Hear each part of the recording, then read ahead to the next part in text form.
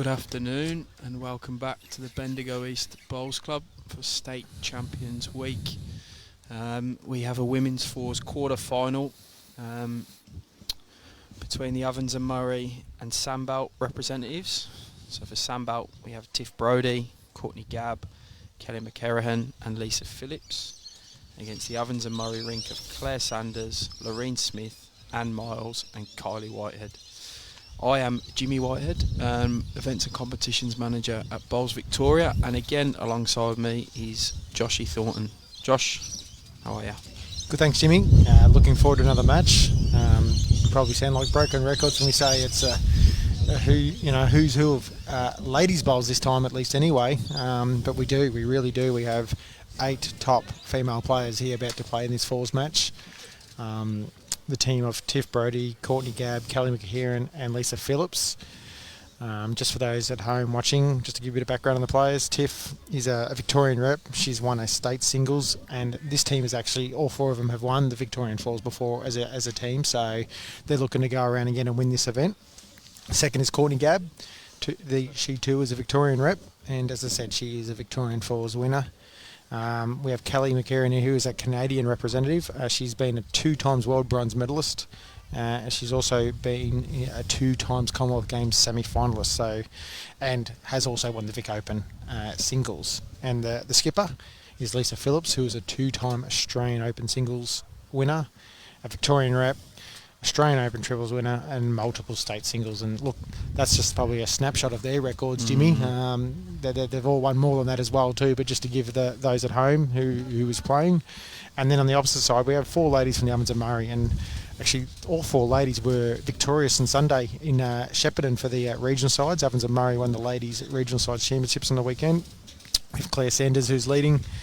She's a Victorian state rep, runners-up Victorian Open singles, has won the Vic Open pairs with Anne Miles, who she's playing with, and also won the Vic Open triples with 2 of her teammates in Anne Miles and Laureen Smith.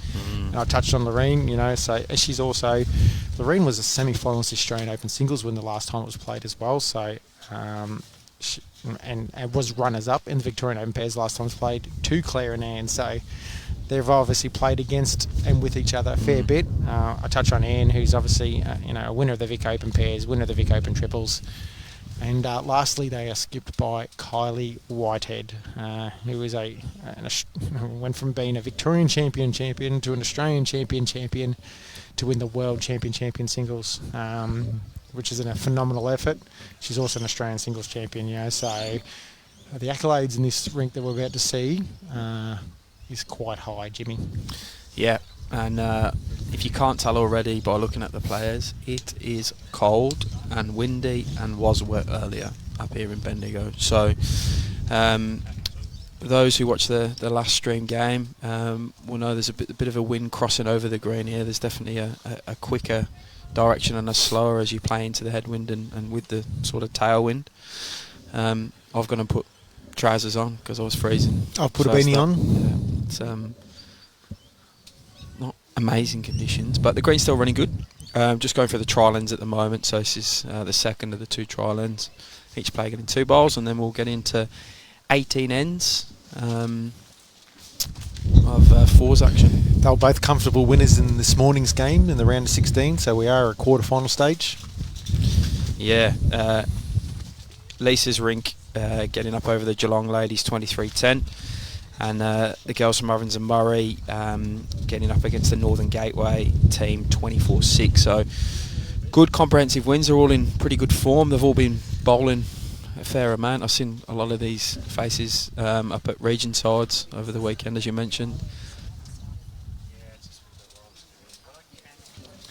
And we'll try and keep you up to date with other scores. Got the other 3 games from the ladies' quarterfinals of the fours going on, and then we've got men's fours on the other green. Got a young Tyson Cromie running up and down with the scores for us, so as I get them from him, I'll pass them on.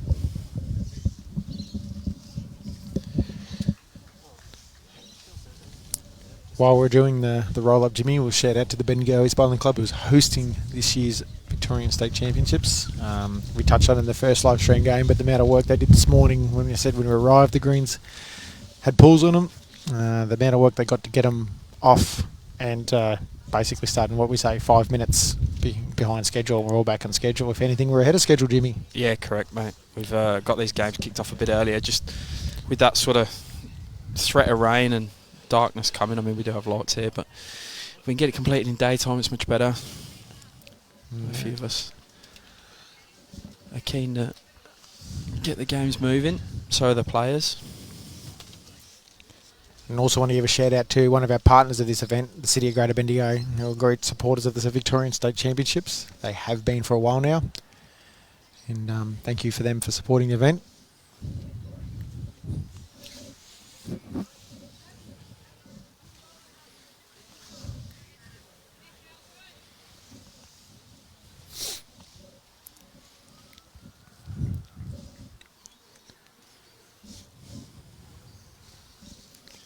And for those watching at home, just to give you a bit of an idea of the bowls the players are using during this match. Tiff is using some Dreamline XGs. Courtney the same. Kelly is using Taylor GTRs.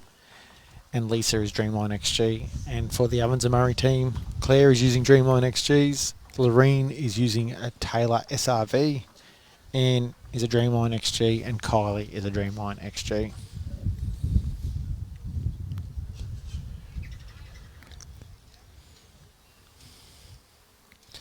Girls from Sandbelt looking to go one better. They went down earlier in the year at Warrnambool in a delayed 19-20 state champs. Went down to the ladies from the ladies from Strzelecki. Yeah, and it was a very close match from memory. I think we were broadcasting the match on this side, and then we sort of saw the last couple ends of that match. Yeah, pumped it over. So Skip's come to play their last two bowls of the trialling, and we'll get straight into it. So 18 in game. We've asked the ladies to give us some bowls to warm us up. I'm sure they'll oblige.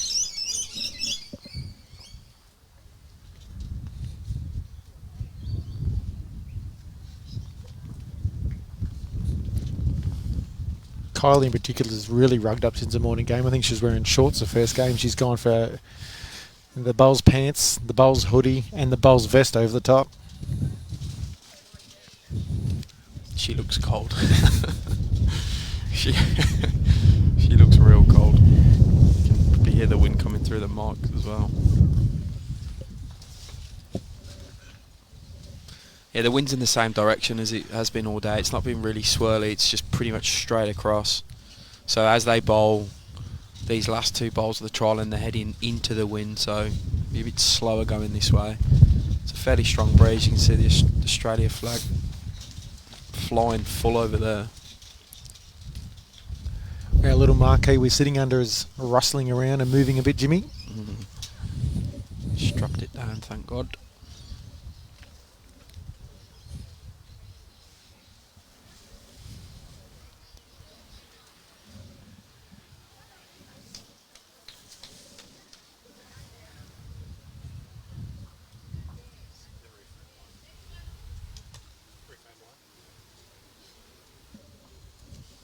Both you wanting to get off to a good start here.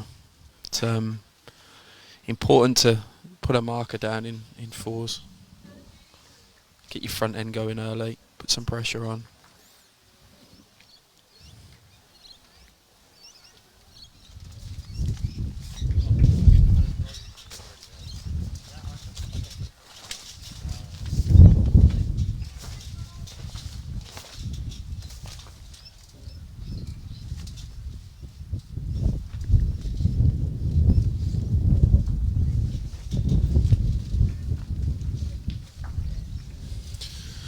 And we will get straight into it.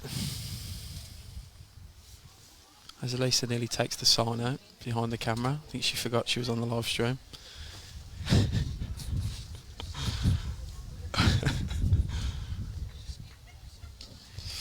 Yeah, Josh, about 15 we reckon, which considering when we turned up at 7:30 this morning, the green was fully underwater.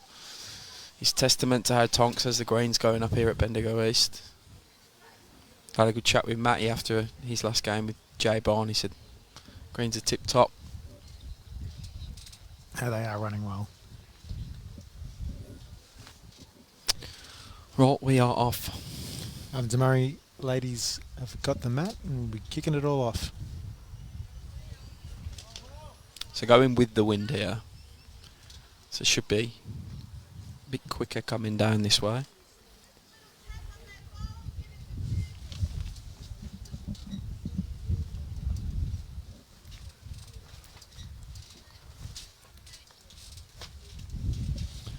Fair start by Claire. Couple of feet.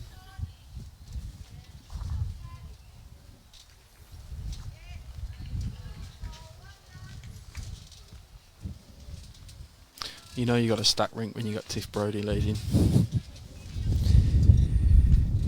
She's been a very good singles player for a long time, so there's probably a bit of method to their madness where if she plays such good singles, she can get them off to good starts. I've seen her play a few times this year in North Pennant games against Keysborough, and she was in good form both times. Gone there as coach for the season, just gone. Yep. Got them through, winning the section. Finishing top of the ladder before finals, and I went down to Pakenham, who performed very well in the Div 1 finals this year. And the three ladies joining Tiff are all from Clayton. Yep. And obviously pivotal to their probably Premier Division season where they made the finals. Yeah, Lisa didn't play this year. She hasn't played Pennant.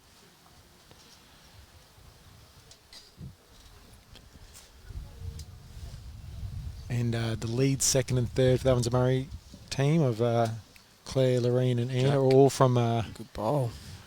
Yarrawonga Mulwala Golf Club Resort. It is a handful, a mouthful of us otherwise. Everything's a handful for me, Jimmy. And their skipper Kylie is from Wodonga. Yeah, no, great bowl there from Laureen.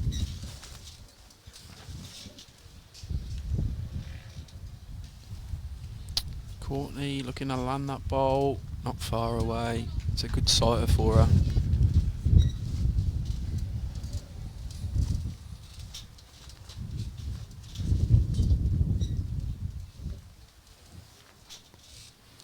Laureen probably just trying to get to her bowl. I mean, she can get a front toucher and really push the jack over there. She's going to be great, but a bit of a covering bowl there. Oh, again, I think the theory is trying to get to that bowl. Like you said, if you happen to miss high, you go to a good spot.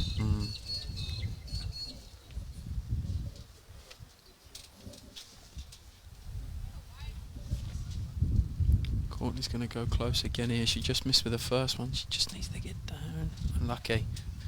Two good efforts. Kylie calling Anne on the forehand.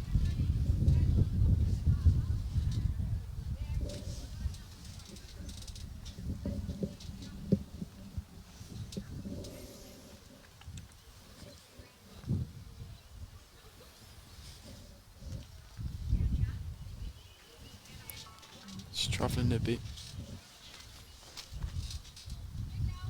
Quite easy to miss your weight with the wind early up. You settle into a rhythm.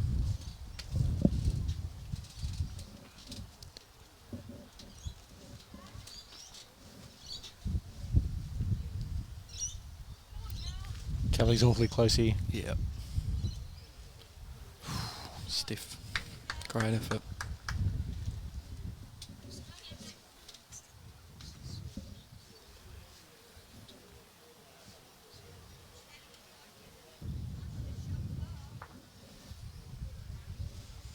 And sticking on the forehand. Probably just looking to back the weight off a little bit, Jim. Alarm is pretty handy first up. Oh, she going to drag into here. Good bowl, Anne. Great result as well. In front of the jack, they're holding 2. Yep. I'm half inclined here that Lisa might look for the backhand shot. A little bit of weight. And Lisa just makes a fool of me. That's great. Most people do. Just calling to come down on the forehand. With a little bit of pace, just trying to pop the jack. Lisa likes it. Oh, great. Oh, wow. Yeah, got the result. Great bowl. Jack's in between the pink and the blue, the lighter of the blue. Just see it on the bottom right of the screen there.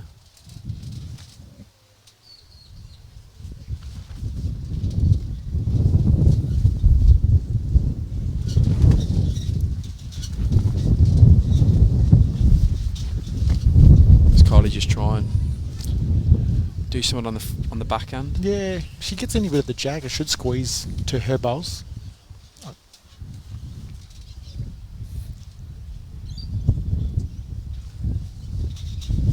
You can hear the wind coming through the marks. It's up. It's probably picked up the last half hour, Jimmy. Yeah, oh, she's They're looking at this. Yeah, the fair effort. Kylie. Oh, Oh, what a what a bowl. sensational bowl that is. That's a top bowl. First bowl of the game. Sits it out. Class coming to the front straight away.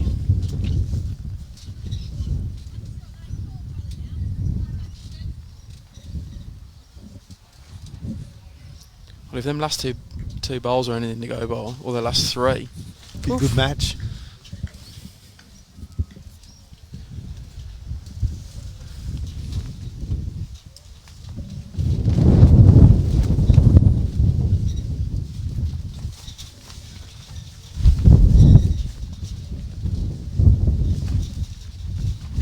Lisa will just be looking to do the same. Push the jack to Kelly's pink bowl. I think she's a bit wider here. She needs to get dropping. She's close. Wow. Just hung a bit, didn't it? It's been a very good end for the first one. Ah. That's a good sighter though. Kylie will just look to do similar to what she did last time. Anne likes it. Anne's interested. Kylie's giving it a wee jog. Might be a bit high. Oh, sensational weight control though. Great bowl. Does give Lisa someone else to work from though. Yep.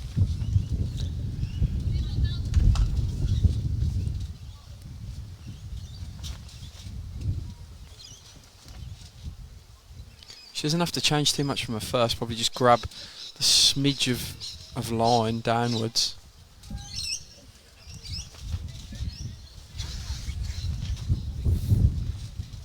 Yeah, she's just bemoaning the fact that never turned, but I'm sure you can hear the wind's up. There'll be a few slightly wind affected bowls today.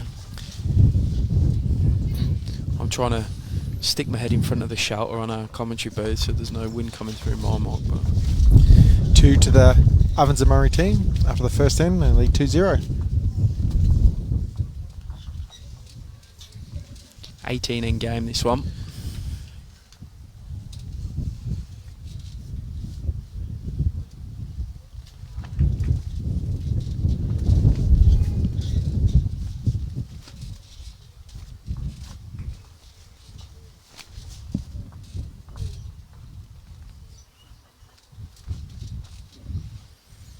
Going for the shorter end. Yeah, to start with. probably medium length then, Jimmy. Both of these came off A green. We're on B green now, and I think A green's pretty similar to B green here. So they should settle in the pace pretty early. Good start by Claire. Yeah, good bowl.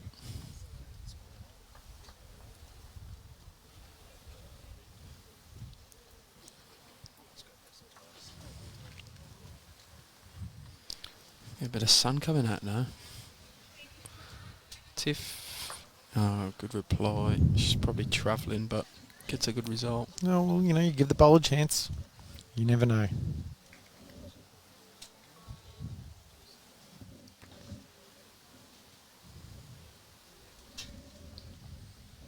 Staying on the backhand is Claire. Kylie's semi-interested. She's close. Great lead bowl. Yeah.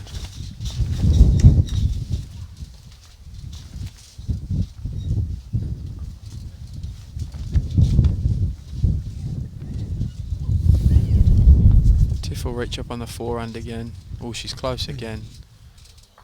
Wow. Wow. Some great leading there.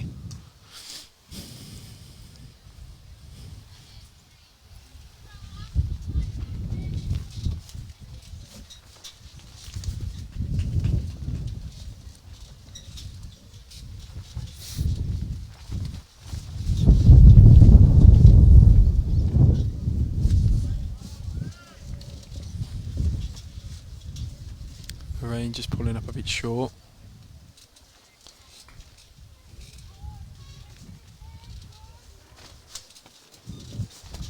I think she plays good weight on the forehand here, Courtney. She can't really do too much damage. She might even get that jack over again, which would really hide it. Track's pretty good. I think she might just be short with this one. Yeah, one turn out of the bowl, Jim. We'll probably get it, pop it over to where Tiff's other one is. Yeah, there's a couple of bowls in front now, which makes things a little bit more difficult to get to. You got to navigate round. I think there's still room on the backhand for Laureen.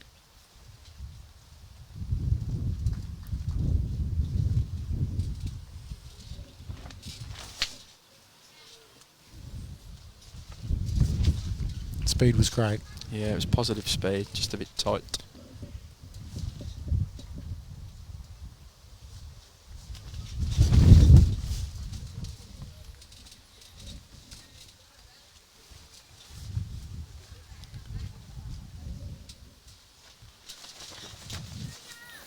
Oh, that might make it trickier for the Ovens and Murray ladies to get to on the backhand now with that other short ball.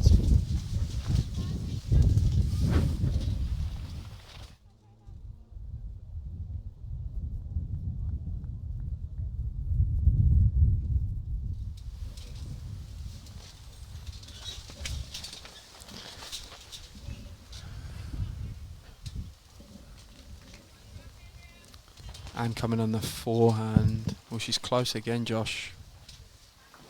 Great bowl. Great result.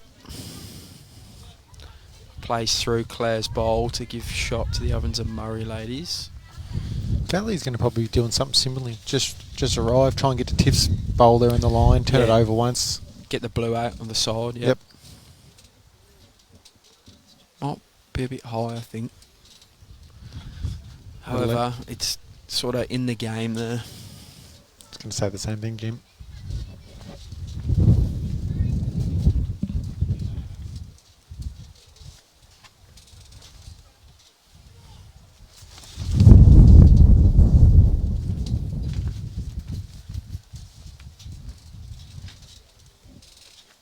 Playing into the wind there. I think Anne's just got to drop a bit. Oh, another catcher there for Ovens and Murray. Looks like they're holding the shot with the blue bowl.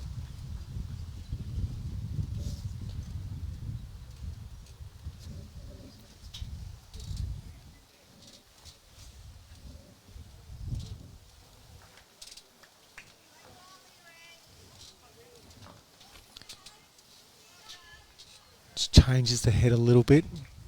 Flops the shot bowl over. Probably gives Lisa a chance to be positive through Tiffs again and poke that bowl out. What do you reckon Kylie be trying to do here, Jimmy? Tough shot, you know. I think she's just got to get to that white.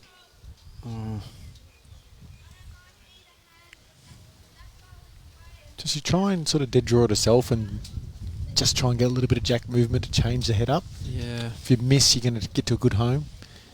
She's coming forehand anyway.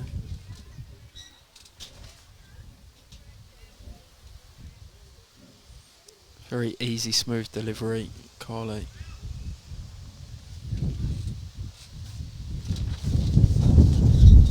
Wow, she's close. She touched the jack and didn't move. Jeez. What a bowl. That's 3 rippers she's played already. 3 bowls.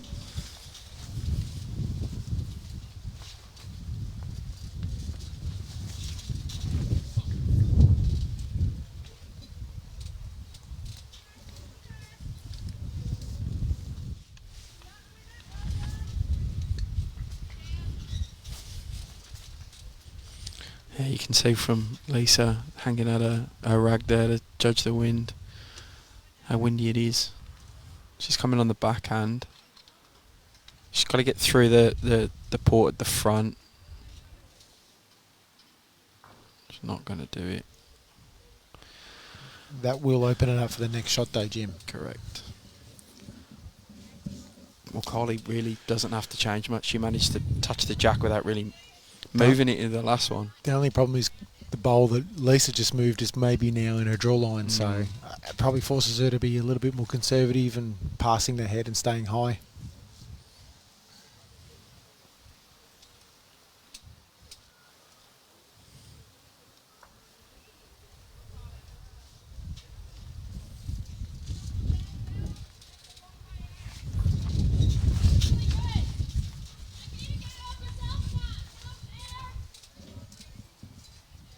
Yeah, she'll play some searching weight now. Multiple options there. Kelly Sands a bowl she can work him from. She's higher up on the line than her last bowl. She's just got to clear that blue one. She does. Oh, lucky. 1 to the Ovens and Murray rink. 3-0 after 2 ends. That was a Leeds bowl count in there. I just think it's been a fantastic start to the game. Oh. They're certainly not. They certainly haven't been caught cold.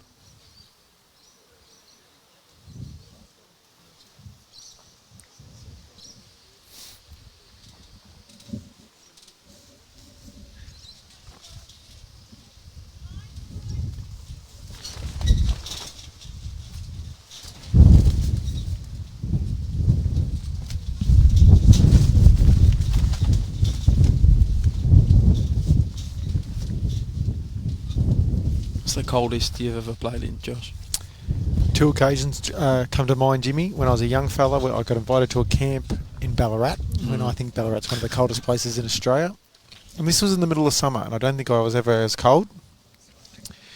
And then only was probably 4 or 5 years ago, maybe even a bit longer now. I was regional bowls manager out at Central New South Wales, and I had to play a game of bowls in Orange in the middle of winter. Oh, yeah.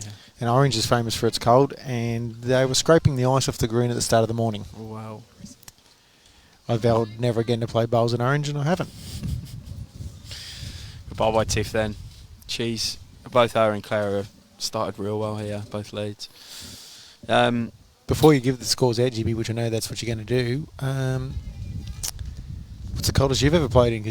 Oh, mate, this is pretty average and normal for me bowling in England.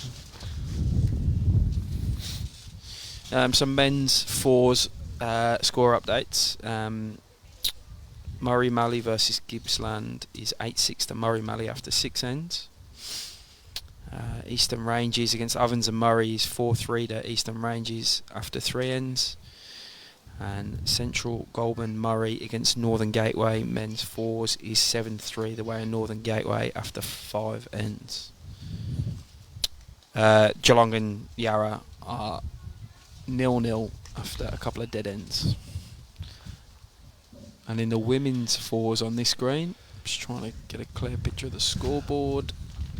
Yarra's playing Mornington Peninsula, and Mornington Peninsula are currently 6-0 after 3.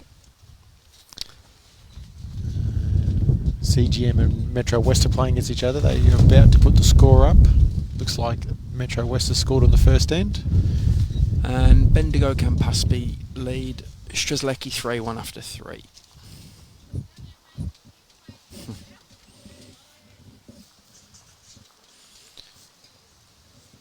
I agree with John Whitehead there. I think I'm on the Whiteheads. We're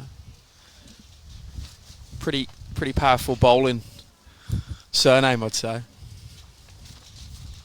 Well, people were relating you to Kylie in one way or another on the weekend in Shepparton, Jim. No. It's not that common of a name, but I reckon there's 5 or 6 knocking about the Victorian bowl scene with Whitehead in the surname. None more so well known than Kylie, though. Good effort by Courtney there. Great line, just going a foot or 2.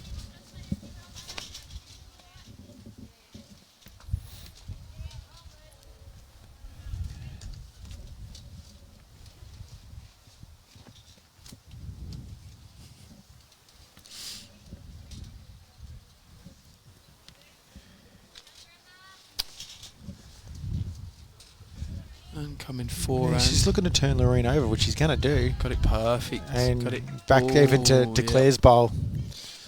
She's bowling well as well. They've all started off guns firing for Evans and Murray. There's 2 or 3 shots there. Even the blue bowl out to the wing is potentially in the count as well, which is just to the right of our screen.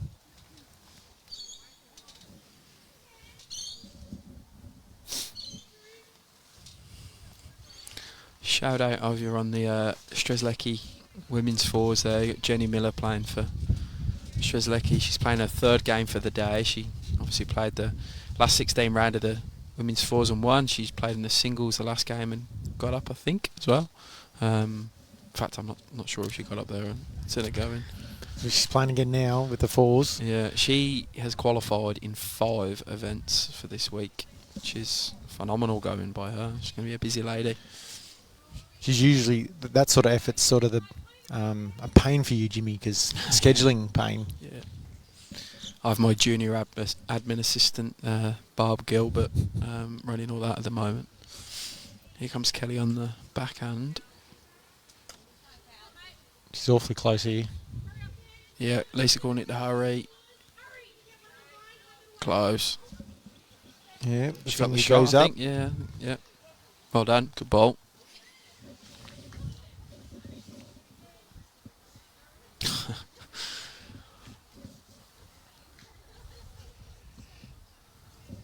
No, me and Kylie are not related. We just share the same surname, as does John, who commented earlier.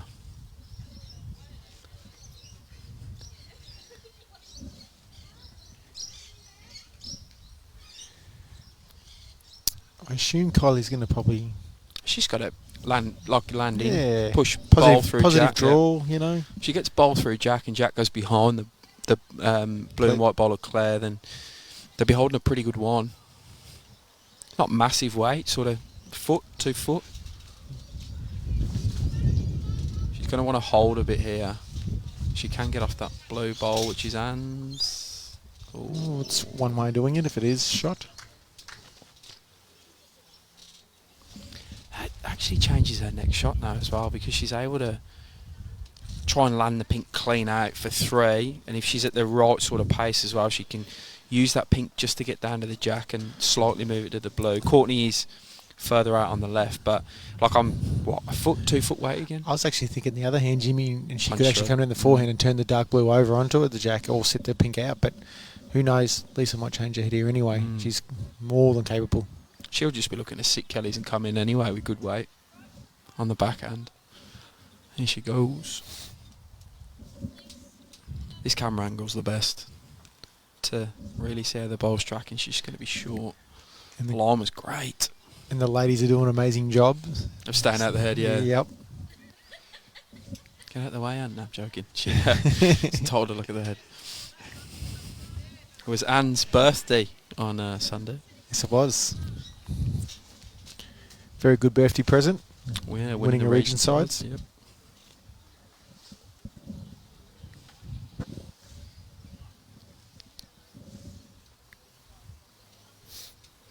So having a bit of consult between Skip and third, and it's probably indicative of the fact that me and you called 2 different shots and what they could play. So maybe they're going through that. It'd be interesting to see whether Lisa's last bowl was maybe the part of the reason why there's a bit more deliberation. You know, if that forehand shot was on beforehand, it may not be now based on where it is, and so yeah, it's the gaps. She's got to pick a gap. was probably more, the weight would be more critical down there in that forehand now if she was to play that shot.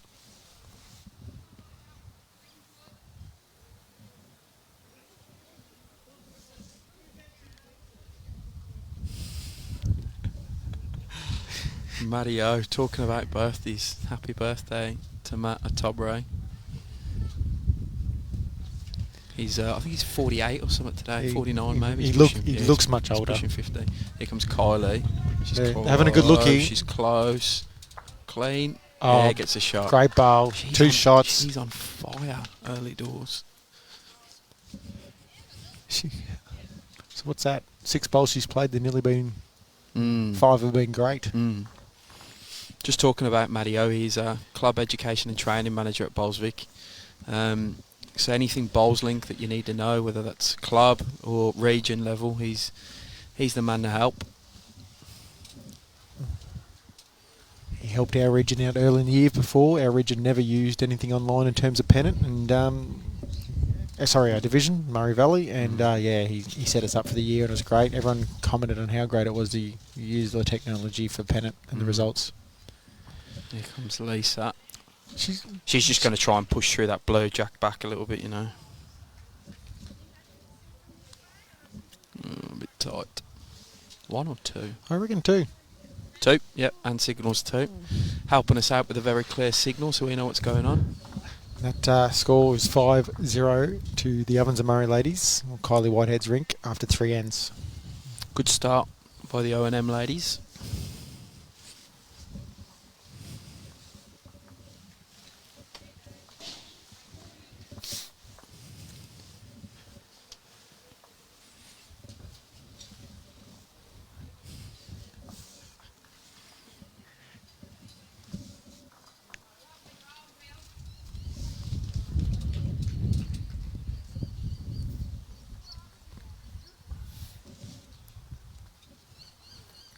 Been a cracking battle at lead so far. Both Claire and Tiff have started really well. Yeah. Keeping on this shorter length. Sort of 24 metres maybe. Claire going close again, just cutting the head.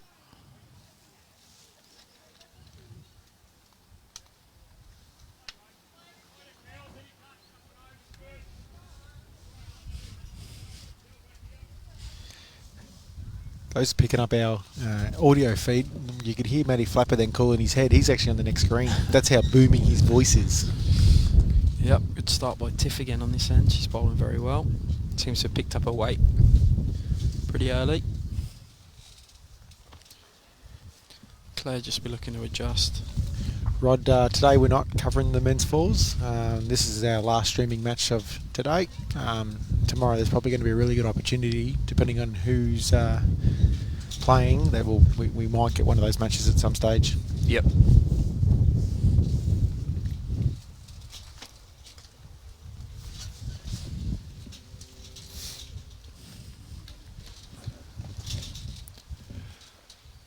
We gave the girls a bit of a plug about how good their leading was, and I think we jinxed them, Jim.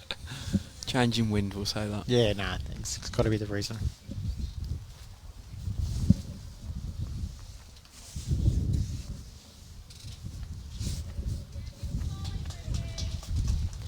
Laureen coming down on the forehand. She probably wants to hold a bit. She might just get inside Tiff's white. No, she's going to catch it outside.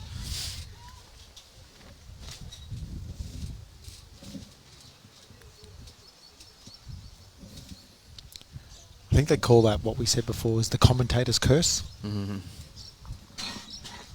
Happens in a lot of sport.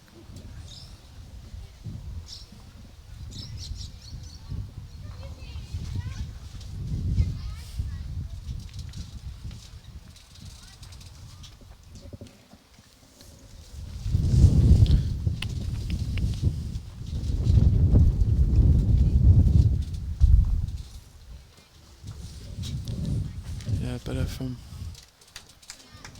Laureen. That's an improvement. Kept her weight. Went a bit higher up on the line.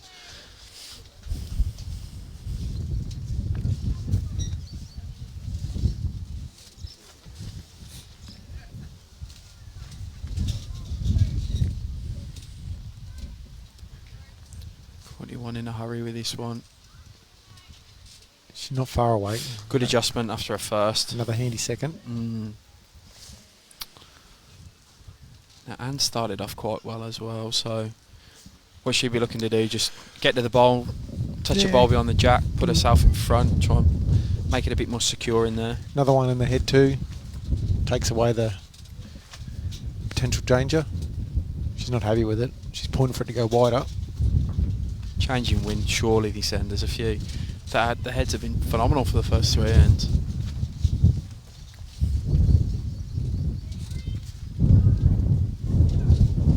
You can hear the wind coming through the marks. Playing into the wind this end, so be a bit slower. Kelly is close. Oh, that might help. Ooh. Another second. Great weighted bowl there. The weight was superb.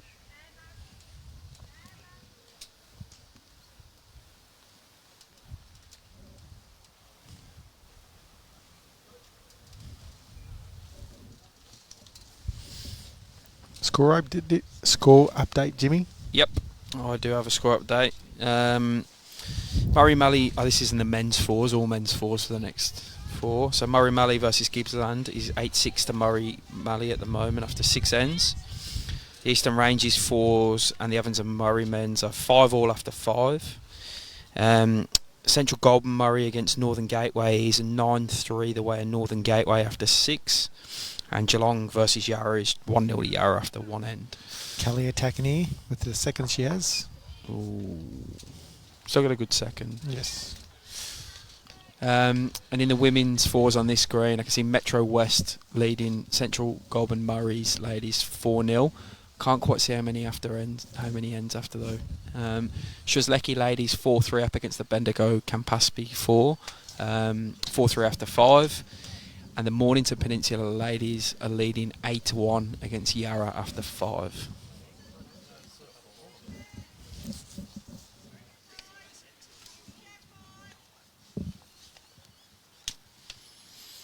Kylie trying to draw a second shot here. One on the jack. Laureen's.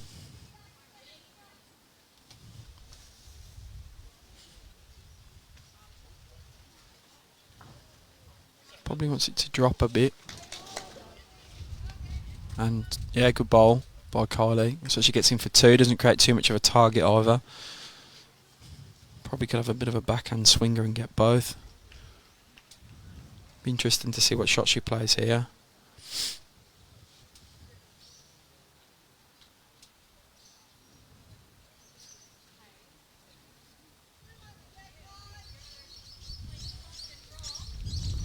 Yeah, she's having a bit of a talk with Kelly as to what shot to play. I don't think she's 100% made her mind up as she walks back to the mat, Lisa.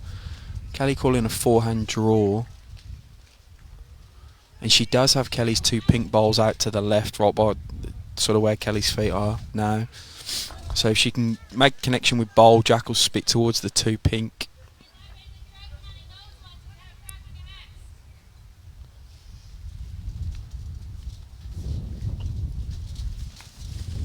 She's coming the forehand. Yeah, you can see the wind. You can see the wind flag right in the background and sea green.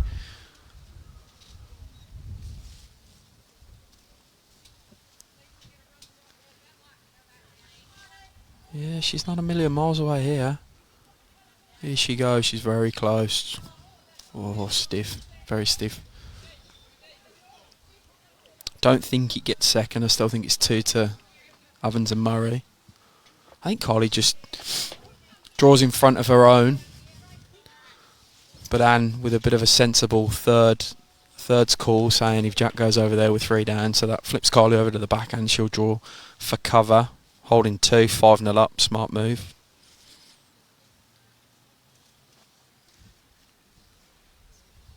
When you have a lead, Jimmy, dropping ones is a good thing. Ah, for sure. Unless you drop stacks of them in a row.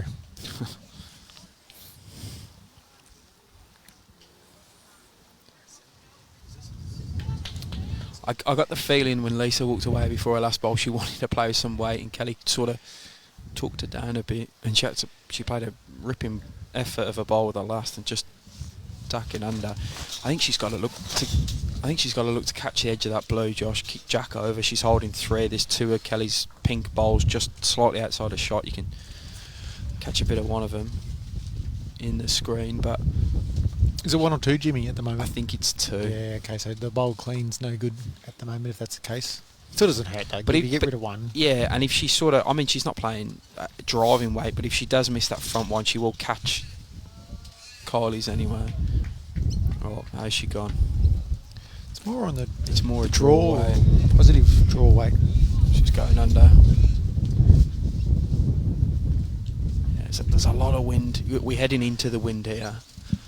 You can see Lisa a bit frustrated. I think that's at the wind. Like, they're bowling into the wind there, and when it's swirling like it is, the bowl does get affected. It's another 2 to Ovens and Murray. Well, they're measuring. Oh, 1 and a measure. 2. Yep. 2. 7-0 after 4. Good start. For Ovens and Murray, what do you do with your Sandbelt? You just need to refocus, settle down, and try and take it at end at a time, hey? Yeah, look, probably a few more bowls in the head. That helps and gives them build a head where they can play a couple of shots to get the mat, you know, and then again, it might be a tactic change about mat length, things like that.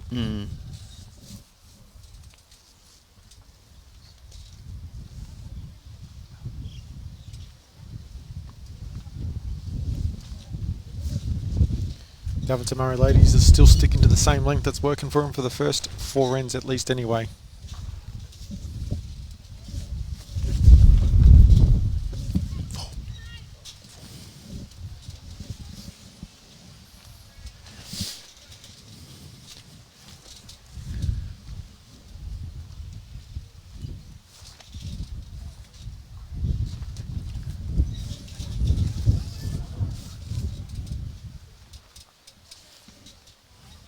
This is day 1 of State Champions Week. This is the second round of the women's fours. We've also had A round of 16 of the men's and ladies state singles. correct. Tomorrow is the finale of the fours, of the semi and the final, and the next round of the singles. For it leads into Thursday, where we have the finals of the singles, followed by our awards night, mate. On, Yes. Thursday night. Should be a cracking night Thursday night. Correct. Busy time and bowls the last few weeks.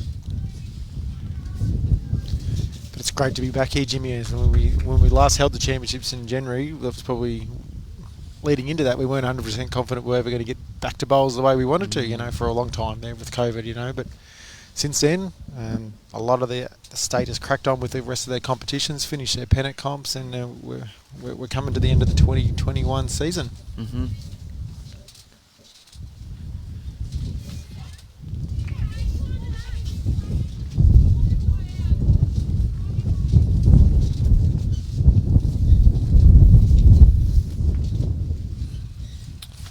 Courtney on the backhand.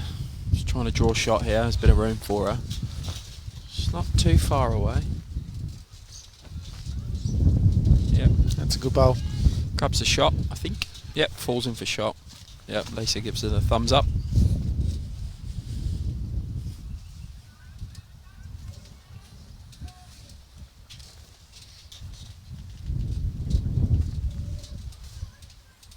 Laureen going under again.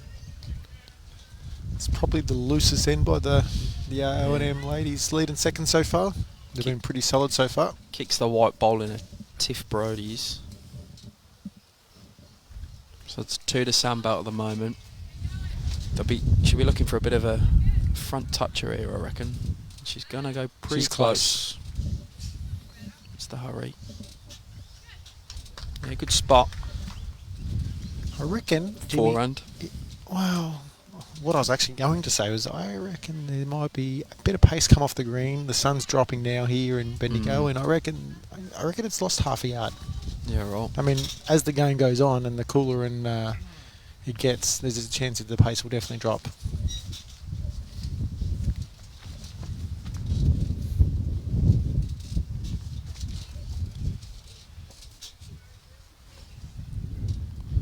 She's coming backhand.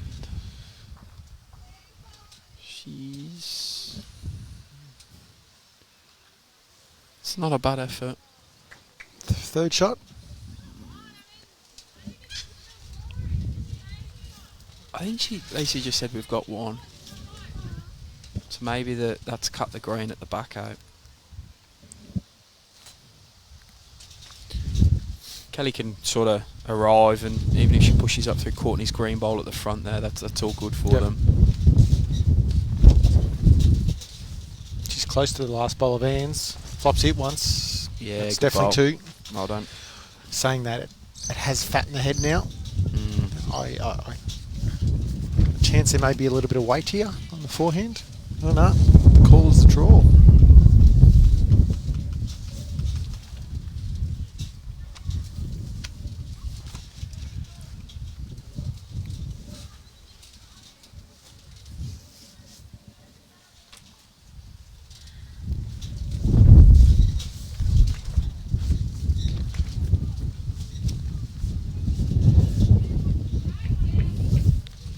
Choco was asking about how Buck Lehman went in the men's singles at the lunchtime game today, and unfortunately went down 25-15.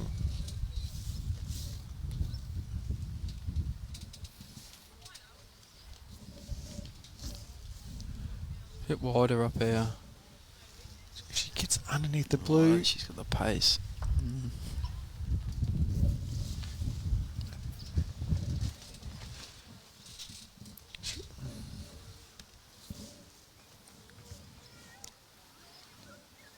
I think we'll see a positive / aggressive shot on Kylie now. I think the way the head's sitting, it's conducive to that. Well, she can get the split of the two bowls, the pink and white, and sort of hanging around for shot if she gets it real clean. She's got the back stuff. Yeah, if she gets white through jack, she either gets the kill or can push it right to where the spliced blue white bowl is of Claire's her leads. There's a few options. I don't think she goes a lot more down if she happens to be wide and get her own. Yeah. Either, Well, the way the bowls are set up, she'll hang around herself with a. If she's lined up forehand. Yep. See how much pace she goes. Yeah, fairly aggressive. Wants to do some dropping, I think. Here we go. If she lands a pick and hang around and come through. Oh, what a bowl. She's on fire.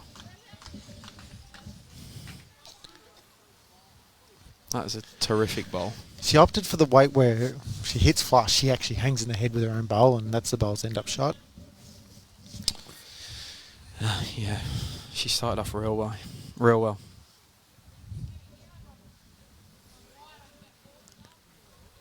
I think Lisa will play similar pace under Courtney. And she can even go forehand, I guess. Yeah, but like if she lands Tiff's Tiff's bowl through the shot bowl. Mm-hmm.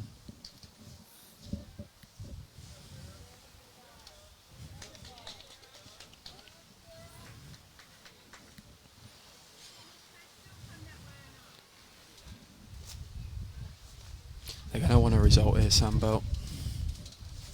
She's too wide, yeah.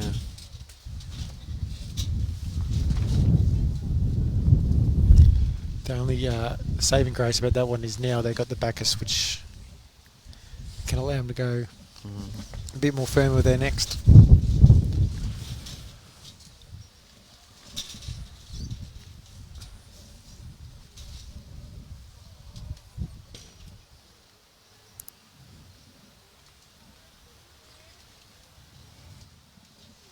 Kylie aiming for cover, I think. I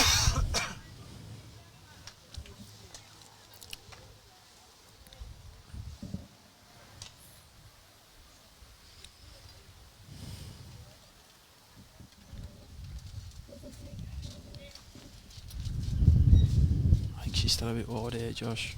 Yeah. It's coming now. Oh no, here it goes. That Jesus. That ripped. Great bowl by Lisa. Great bowl. I think she gets the shot by the looks of it.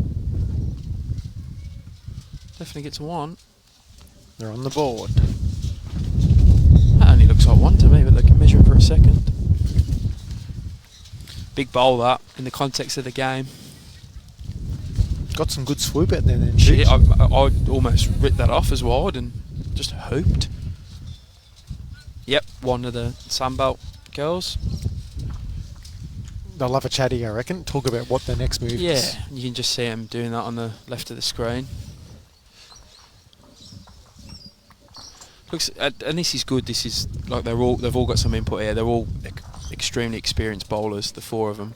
They've been around. They've won stuff. They've won state titles and Aussie Opens and played international bowls, played Com Games bowls.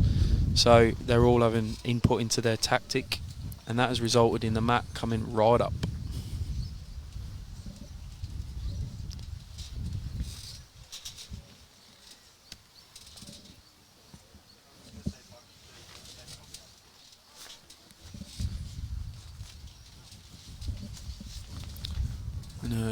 Good jack roll by Tiff.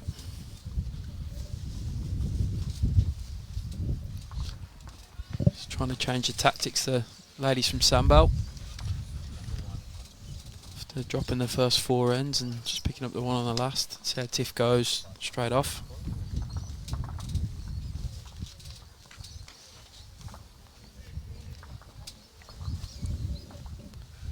Fair start. She's probably been the most consistent of that team so far.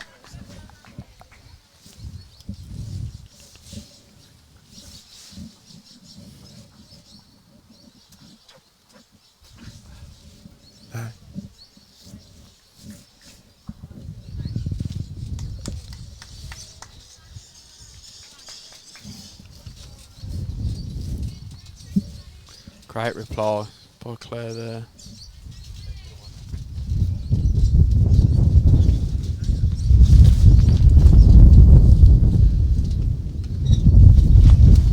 Tiff copping a massive gust of wind on her bowl there. Definitely affected her bowl.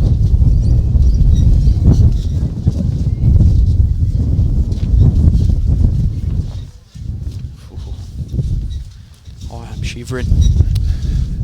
I'll try and get the CGM score for you, Liv. I can't quite see because the ladies are rolling away. At the moment, Metro West is leading 9-0 after 3 ends. And on the next rink, we have Strzelecki playing Bendigo Campaspe, and Strzelecki is leading 7-4 after 7. This is in the ladies' fours. On the rink next door, we have Yarra playing. I can't see that one, Jimmy. Who's Yarra playing?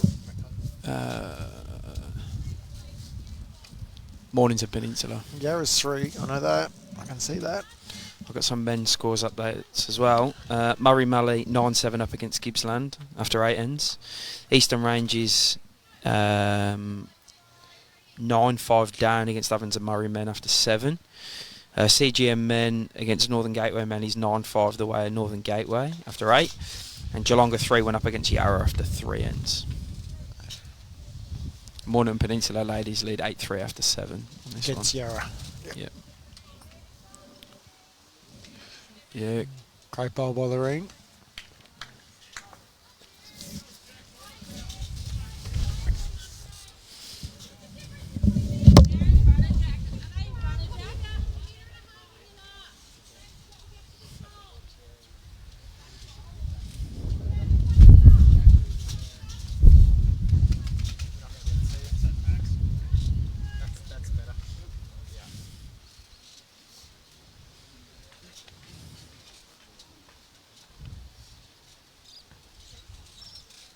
Courtney attacking here. Okay.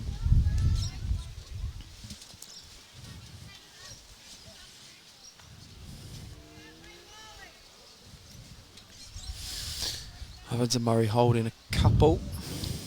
I reckon Lorraine's got to try and change her head. The way it's sitting, they're going to keep attacking the Sandbelt girls. Oh yeah, she's reaching up here and she might. Oh, she wants to go with it. If Goes she grabs with it, it. yeah, she does. Good ball. Great ball. Kylie giving her a smile there. I don't think she actually meant that, but the result was pretty good. Drags the jack to the right. Try and move the camera down.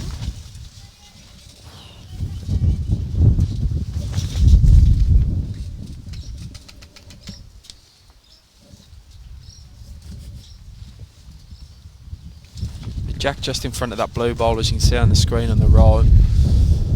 Probably 6 inches away, 8 inches away from the pit. Yep. Kelly with a great effort, just dropping short.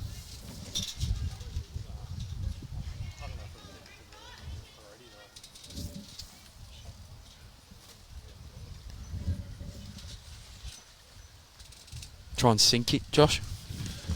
Well, I feel like they're going to be positive, so I think in response to that, yourself will try and take that shot away from them. They've got to touch it too, so it doesn't matter if they clip the bowl, it's going to still be hanging around. Some hope here. Oh, and Miles, great bowl. She sits right next to the blue bowl of Laureen, who trailed the jack back. So 2 to the ladies from Ovens and Murray at the moment as I try and drag the camera a bit further down.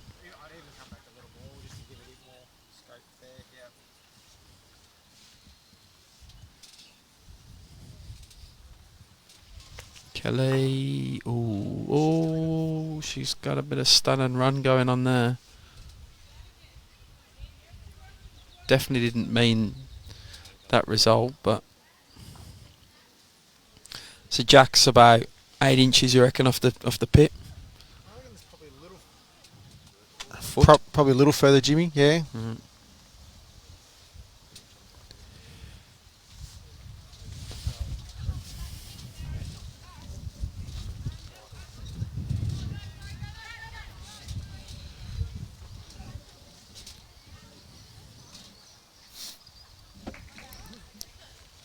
She might as well try and Just if she can skirt the white with yard of weight, roughly, get down off her own bowl, land the pink one. yeah. I mean, the dream result would be getting Jack in the pit. The blue ball, as you see to the right, is a toucher from Laureen. She's coming down backhand his hand now. How's she go? She's close. Oh, gets tackled. She's got it out of the way, though. Again, I reckon Lisa will probably be trying to get there first herself.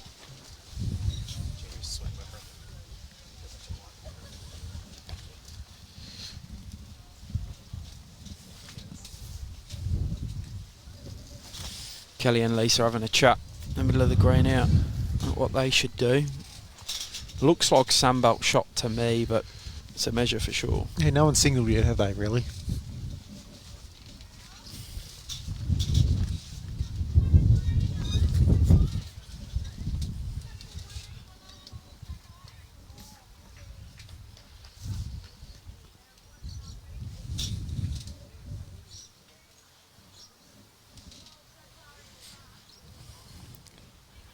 Lisa's up to the forehand shot. I think she's short of the head here by a fair bit. It's not even going to come in this shot. Jack's off tee and right towards the ditch, you reckon, sort of 8 to 10 inches from the ditch, which is why the camera's there. And being where it is, it's hard to pan back up the green from that angle too, Yeah. Jimmy. So you can see the pink bowl is of Sandbelt and the blue is Laureen's of Evans and Murray, but they also have Amal's lilac bowl slightly to the right. Here's Kylie coming in backhand. Oh, she gets Kelly's pink through pink, and is definitely one down now. Yep.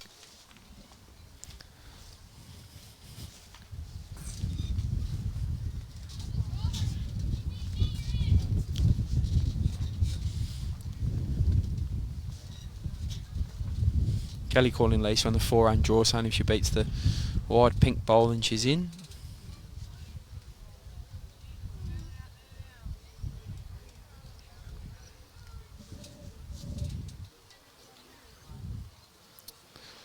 Oh, not a million miles away. No. I don't think Kylie can afford to tack on the back end now. There's more chances of her poking it their closest bowl through. Yeah. And calling Kylie to come and have a look. So what about on the forehand, Jimmy?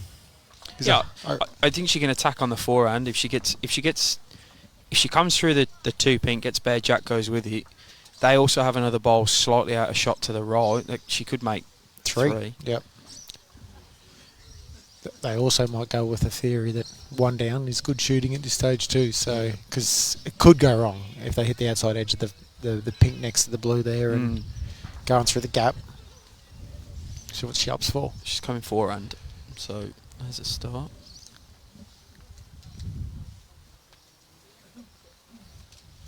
Yeah, she's playing that attacking weight, Josh. Bit high, I think. Yeah, she's apologised already. I think that's her first average bowl. She's been on good form. The one to Sandbelt, I think.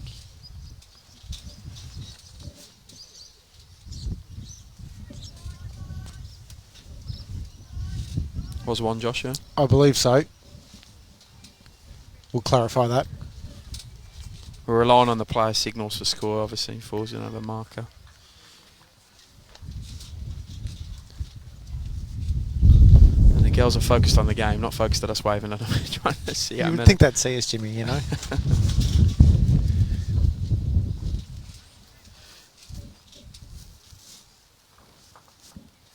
It's either 7-2 or 7-3 after 6. Yeah, Annie Miles just saying one down, so 7-2. 7-2. We got there.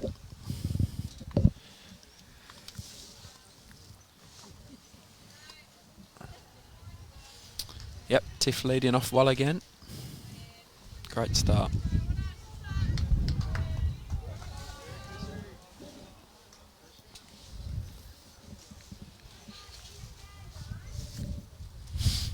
Foot so short, 2 feet. Claire coming in. She's awfully close. Yeah, she's going to get Jack, I think, if she gets there. Great low bolt.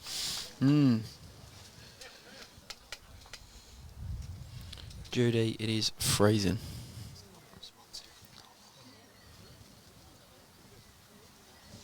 Oh, Tiff gets an edge. Oh. It was in the area.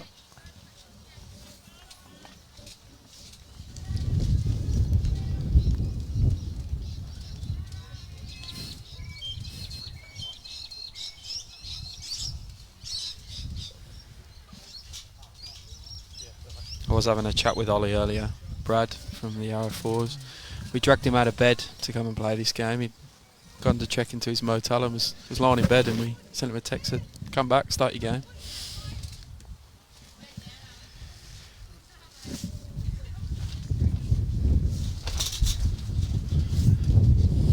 Study joining in. Hope you're well, mate.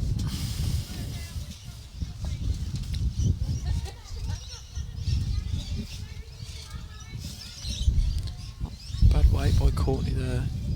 Playing with the wind here, so it's a fraction quicker going this way.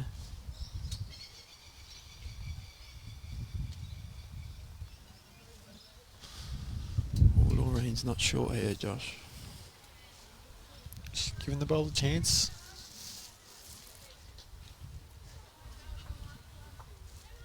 Not in a bad spot there. Couple at the back.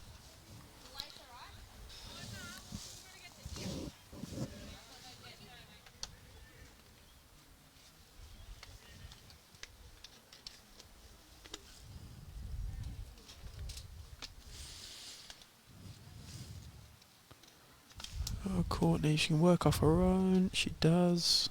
Ooh, just skirting past.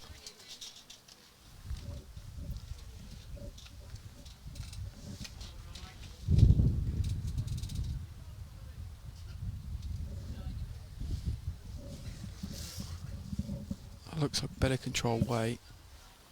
She's kind of got close here. Yeah, she's awfully close. Great effort by Laureen. It's a great second.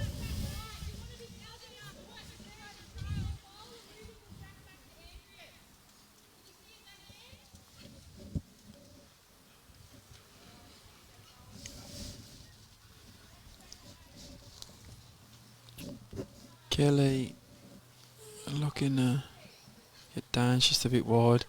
Lisa's standing right in front of the camera. We're trying to get her attention to get her out the way.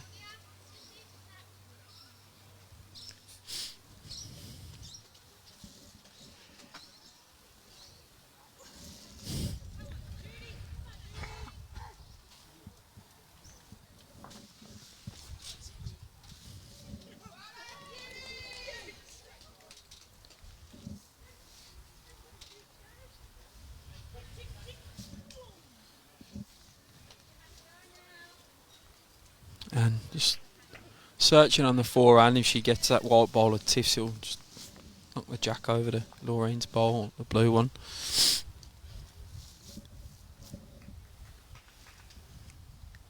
I reckon I'm going to have a bowl of soup for dinner after sitting through this. Warm you up, Jimmy. Freezing weather. Oh, Kelly's going to close it out. Just want to fall in. Oh. It's back to one of those another good heads again, Jimmy. Yeah, this is what the majority of the game has been like.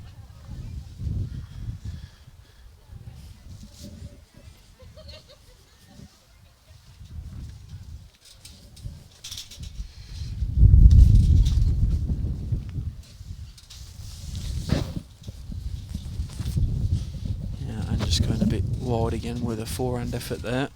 So Sandbelt ladies holding one as the skip's got to play their bowls. Lisa will just be looking to get the Laureen, and flop in. set onto that blue. Yep. On the backhand. It's pretty well set up for Sandbelt. They've got the pink bowler Kelly and the greeny blue bowler Courtney's just behind. So she does move it. Clip the jack. Yeah, it goes towards where. She'd be stiff to go down in that scenario.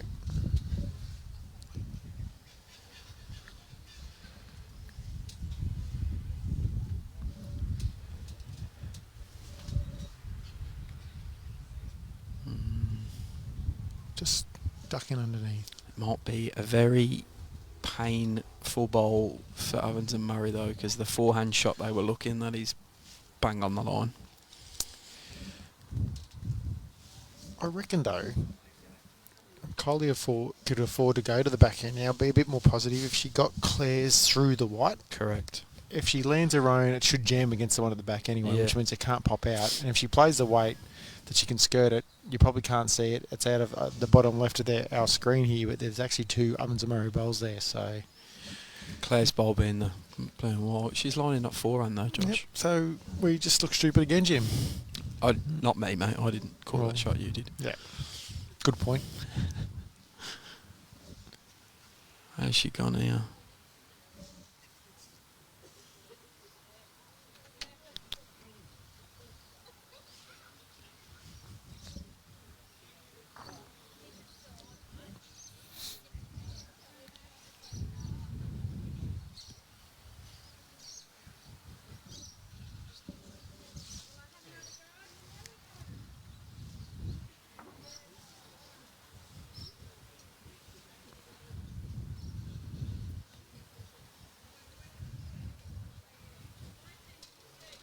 Hard to really score any more shots for Sandbelt here now. Although, yeah, probably the last bowl of Kylie's has possibly just got in the eye of Lise. She might be just around it and flop in. Oh, it's tough. She's not a million miles away though. She just gets around there. Oh, she was close. She was very close then. It's a good effort. Any aggression, you reckon? Try and splash through him and see what happens, or? It's weighing up whether you play the cute shot or the positive shot, you know. I think there's options there on the backhand if she decided to play weight. She's coming down having a look. The forehand requires playing the exact right weight just to flop that white bowl once and get the jack back to the blue bowl. Yeah, she's got to get round that pink. Where the backhand shot, she's got options through both those bowls, and you just never know what might happen if it springs around. It's one of them again. They're leading 7-2. One's okay at this stage to drop.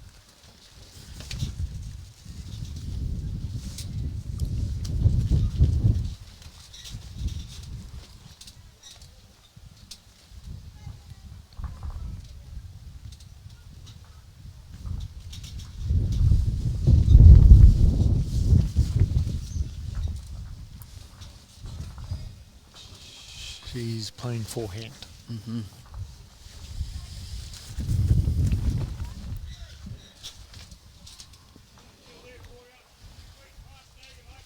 She wants it to swoop. She's too quick for it to swoop. Another one to Sandbelt. It's a 7-3 after 7 ends. That's it. And we'll see that continuation of that mad up jack back tactic.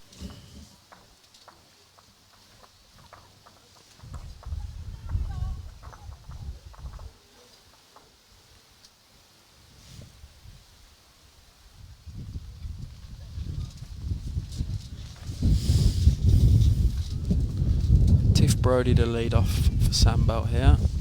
Composite side.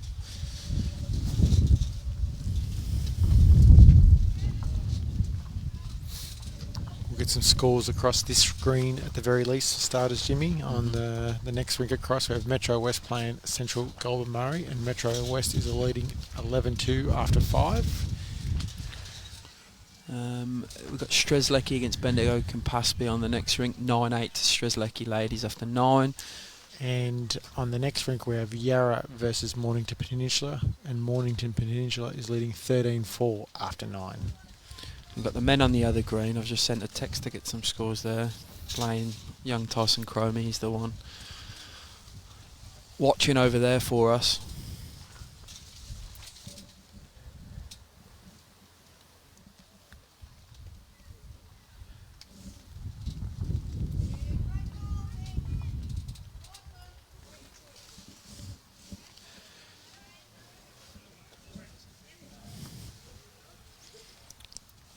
Tiff will want to try and sit this blue if she can. Yep, gets it.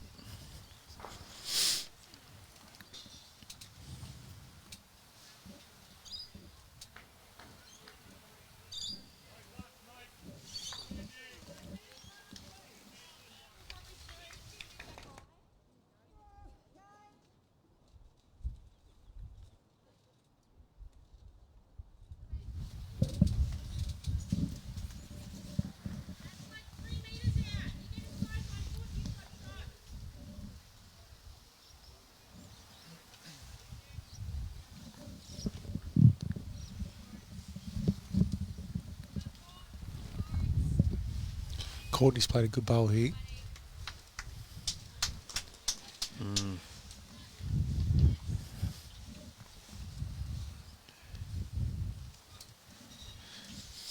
Getting to the stage of the night, the lights have been turned on, Jimmy. I just muted my mic to ask you if I think you should turn the lights on, and as we went to signal over, someone had already done it, so... Mine readers, Jimmy. Laureen, close to shot there. Yep. Hard to tell from the angle we sit on the side of the green.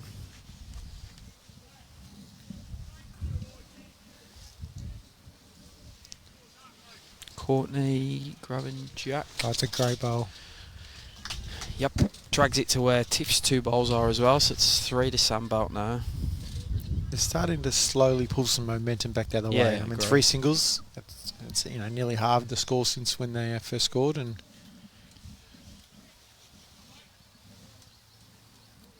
putting some pressure back on the Ovens and Murray ladies.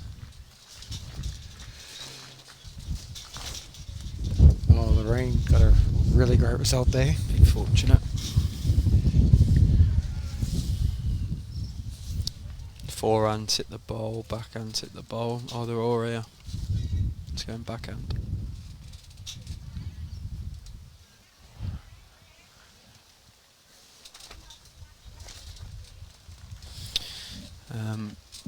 Let's see how this bowler Kelly's goes. It's another one there if she can get rid. Yep. She's got about 4 seconds.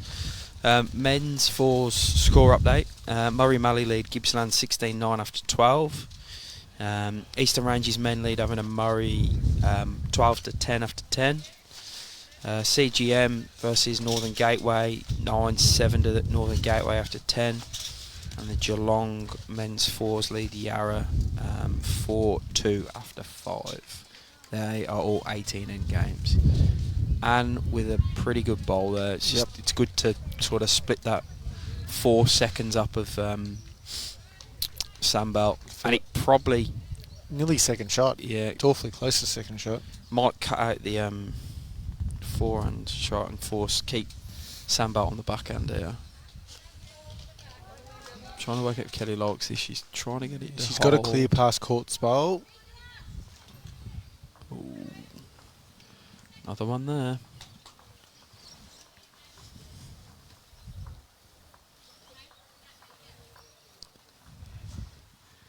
Ian's looking to probably get another one in the head. If she land that last pink bowl of Kelly's and flop in, she's close to second. Changes her head a little bit herself. A little jack movement wouldn't hurt.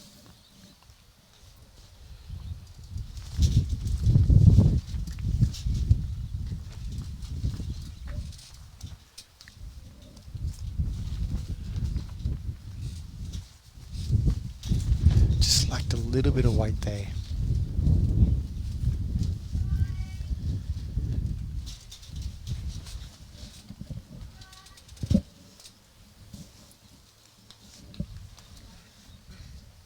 Gives a chance still for Lise here.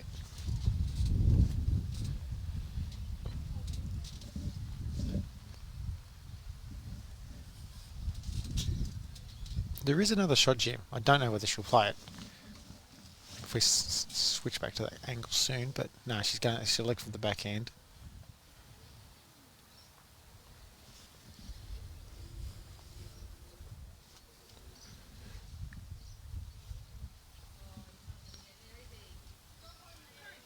She's having a good look.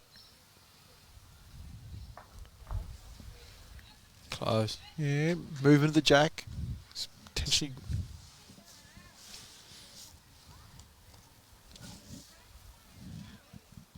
Just adjusting the camera angles here.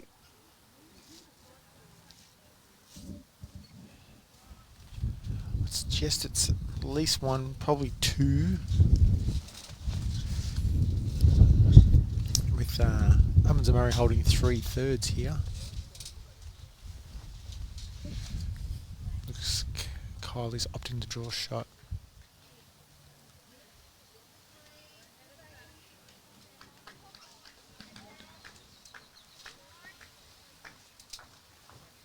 Oh, it was Anne that came, Anne's ball that came forward, but yeah. I think it's 2 to Sandbelt. Yeah, it looks like the way.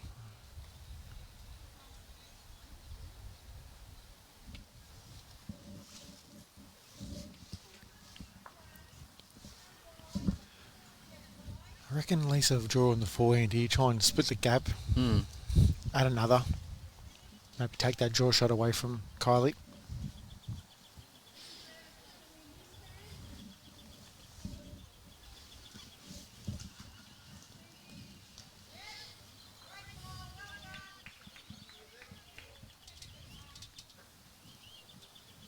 Can't wait for this sun to go down, Josh. It's really going to warm up, isn't it? Flipping freezing. Just need to clear road here, at least. Not going to get it. Doesn't knock it in for a shot, though. Yeah, she's changing the back end now. Maybe some aggression. You can get both bowls. She played a lovely sit and stay shot earlier as well. Here we go. They're interested. Oh, unlucky. That might be 2, we reckon. Which brings them right back. Yep, 2 to Sandbelt. 7-5 after 8. We have a game on again. They've fought back real well here. They have. The movement of the mat and the length. The length of the end hasn't probably changed significantly. It's just a different mat spot, and it's given them some momentum here.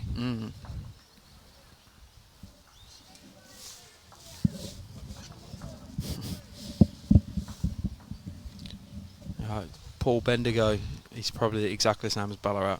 He's probably currently 9, but feels like 0.9. I've got my hands in a beanie to keep them warm. Yeah.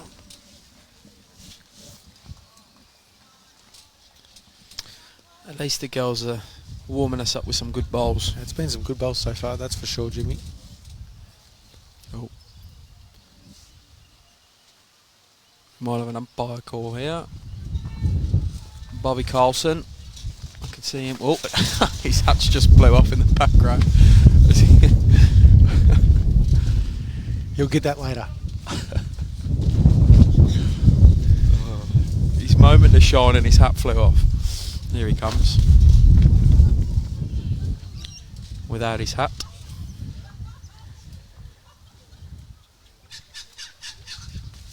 You alright, Josh?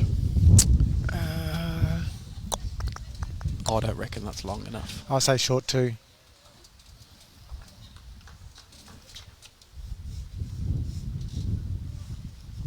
Boom.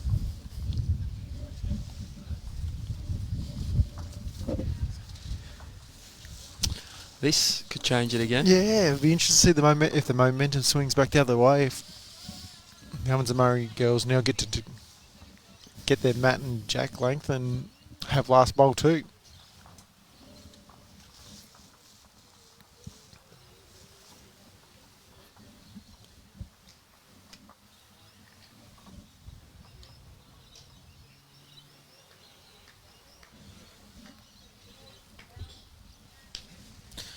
So this final 18 ends. Currently played 8.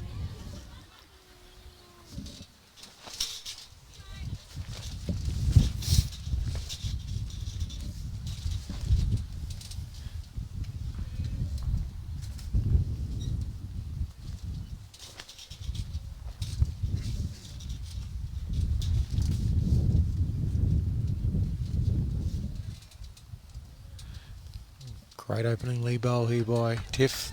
Evans and Murray girls elected to go a bit longer, and she started off well. Yeah. To counter that. Change her length again, and she's just nailed it. It's a good start. Well done. Tiff, the coach at Keysborough. Kookaburras, Jimmy. We're a young crew down there. Got a young team.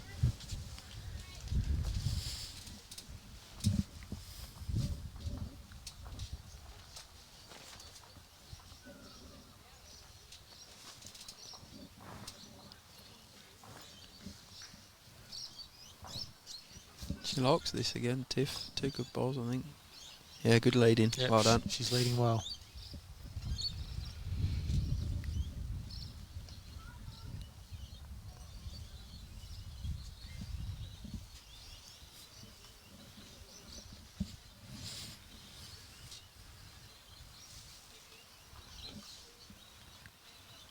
Yeah, this is better by Claire. Not bad.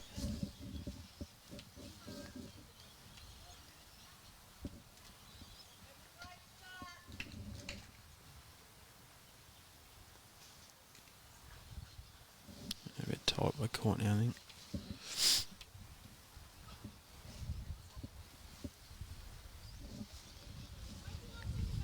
We've seen Laureen reach up a few times. There's a few balls to crash here. Kylie calling out on the forehand though. I'd have stuck the backhand there, but That's probably why they're out there and we're in here. 100%.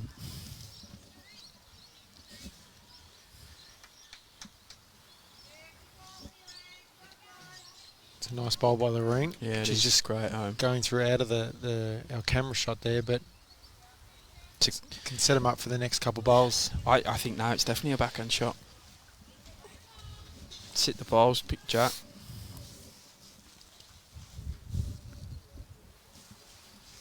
It's the beauty of our sport though, we all read heads. Slightly different though.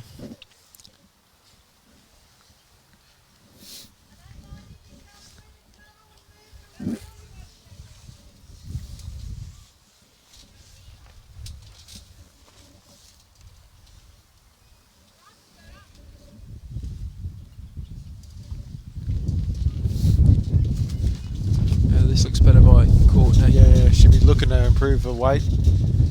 She probably got that big gust in, Jimmy, which actually made it rip right across the head. You could hear it going through the mulch then.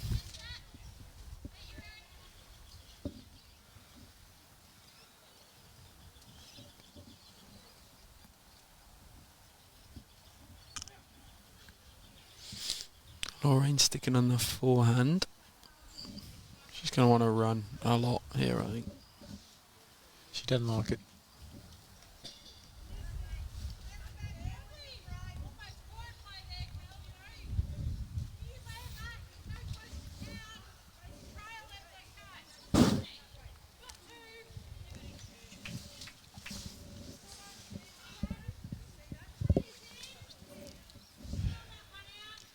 Call there from Lisa. Try and land that back bowl of Laureen's, and then if she does so, she probably flops in and counts as well. Very close. Yeah. She's going to hold. Just going to duck under. Stays on though. Does it? Yep, just stays on.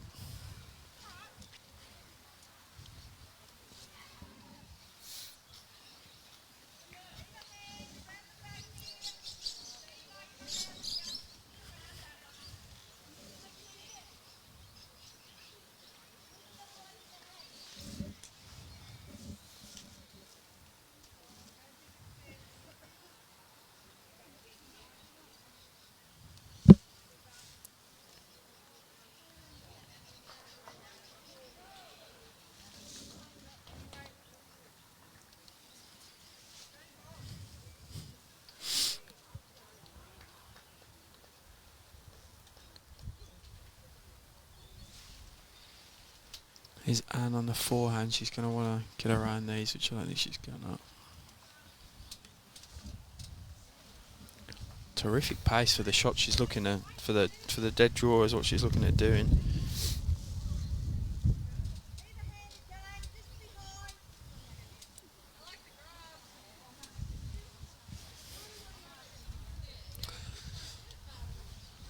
Kelly looks okay, yeah, she probably wants the run hard. Might be in the eye now. Yeah, just gives up. Yeah, no, the call's still the same. Yeah, she's committed to this forehand. I actually still think there's options there from the backhand, Jimmy. Oh, mate, I definitely think there's options there. She obviously sees someone on the forehand though. And look, we're not playing it there. We don't know that backhand may not be hard. Yeah, to play correct. too, you know. So yeah, the wind's swirling, so maybe she trusts the forehand more. Anne's having a stalk. yeah, she's actually not far away. She needs to grab it. She grab the jack as she goes past. She does. Great bowl. Stays with it as well. Made one. Yep. We'll have to pan the camera back, but yeah, Kelly's pink bowl sits behind it, so it's only one. As I'm literally about to blow away.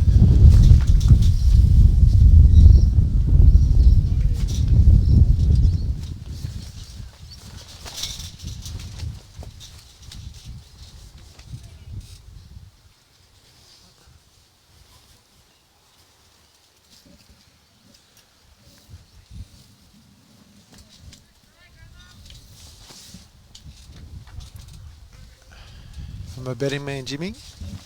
I reckon Lisa will be giving that bowl a chance to try and sit the bowl, turn the jack, back to that pink. There is a bowl right on the ditch behind the jack here of Kelly McKerihen's.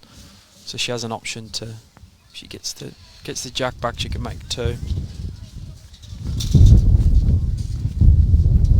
She warms her hand up.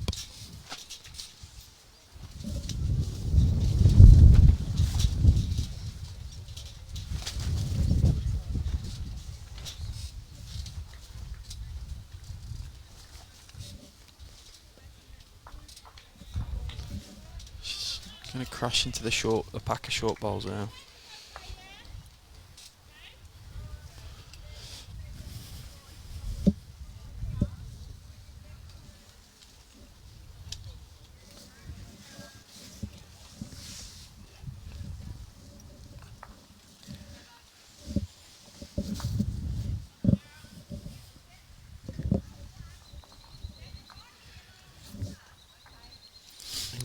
She'll try and draw another air collar. She's got some room to do it. She probably might not want to put a short wing bowling because it just gives her would give Lisa another bowl to work in off. But I reckon the dream bowl is actually turning the jack around the corner, taking yeah. the shot away.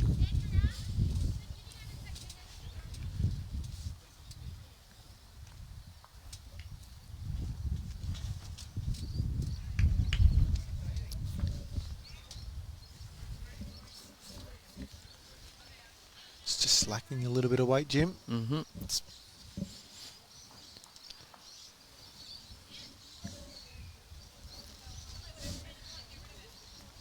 Kelly calling Lisa to get rid of it on whatever hand she wants. There's a gap between the front white and lilac to come in forehand. She'd have to go quick there, I reckon. Yeah, she does have a good drive on her, very powerful drive, does Lisa. Tommy Ristic watching in, the over 60s men's singles champion.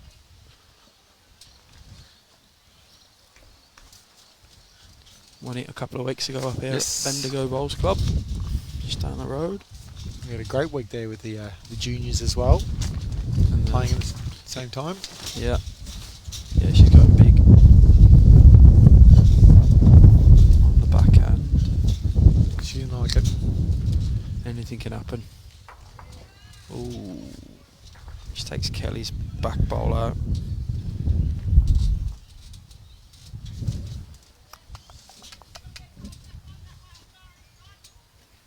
It's a draw shot now, Jim. Correct. She's got to beat the front purplish, whatever colour you want to call that, pinky purple of Lisa's. I think she's quick here though, Josh. At the hand, I think that's quick, but no, I'm wrong.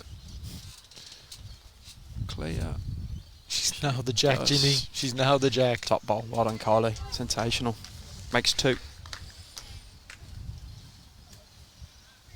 9-5. And that stops the run of 4 in a row for Sandbelt, because the jack was rolled short, and the length was changed again.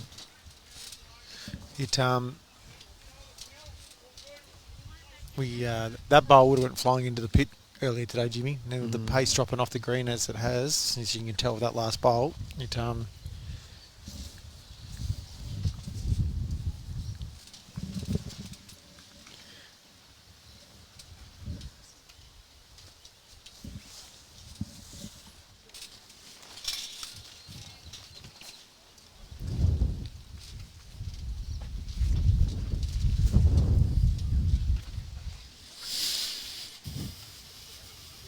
So 9-5 to Ovens and Murray at the halfway point of this game.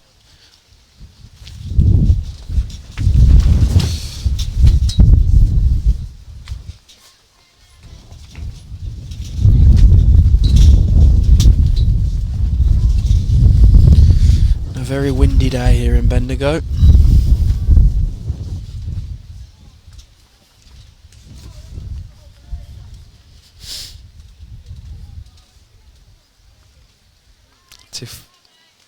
A fair reply there. She gives a bowl a chance, and she's in the game just behind the head.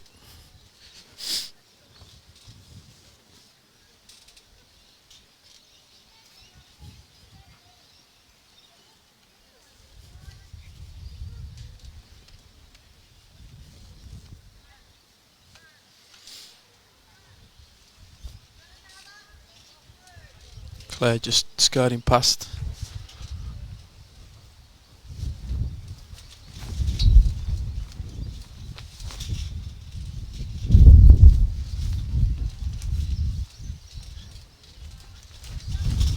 Tiff going close here.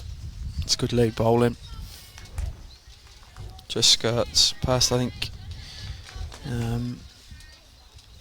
The Ovens and Murray lady still hold shot.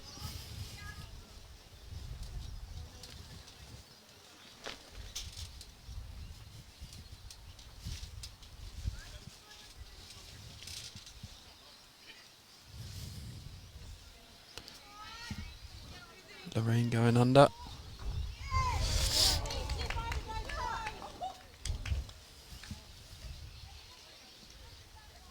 Courtney just be looking to draw the shot here, try and get inside the blue and the jack.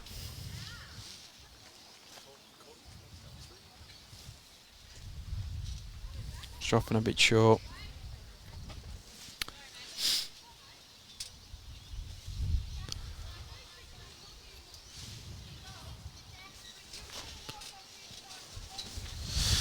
I'm going to tag in the big boss, Josh. Tony's come to speak a few special comments for a while, so Tony Sherwell, CEO of Bowls Vic, jumping in on the commentary for a bit.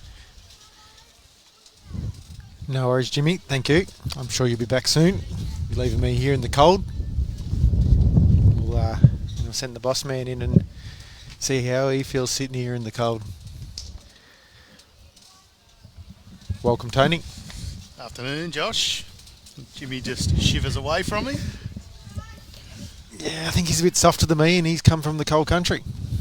This is correct, from the motherland, but all of a sudden it drops below 23 degrees and he goes running. Yeah. It's been a cracking game so far, Tone. I don't know how much you've seen so far, so I won't throw you under the bus or anything like that, but despite the weather, despite the cold, it's been a really good game. I felt, even though with the Ovens and Murray girls in front, Brodie has led really, really well. There's some really good conversion shots by the ladies from Ovens and Murray early on, from Laureen and Kylie. Kylie in particular was fantastic at the first 4 or 5 ends, and then a bit of change of length after the Sandbelt girls got the mat back. They went short and they gained 5 shots in a row, and We now stand at 9-5 after 9, halfway through the match. Yeah, look, I mean, Josh, I'm not surprised that there's been some great bowls here. You look at the talent across the green. Of course, the Ovens and Murray ladies fresh off their win in region sides of the weekend in Shepparton. And then you don't have to look too much further to see Kylie Whitehead, current world champion of champions. Of course, Kelly McKerihen, and Canadian representative. Tiff Brodie, Australian representative. We've pretty much got it all here. Lisa Phillips won a couple of Australian Open titles, among everything else that she's done so very well in this sport. So I am not at all surprised. Anne Miles, of course, current Australian over 60s representative. Yes. So. I failed to mention that. I went through all their bios as best I could, some quick snapshots of them all, and that was one thing I missed of Anne. She's won so much, and it's another accolade to her. Yeah, she certainly has. She does look freezing, though, I got to say. The long pants, the cap, and the beanie on over the cap. But look, it is cold, but you know what? Good players will adapt to that. They'll be prepared for it.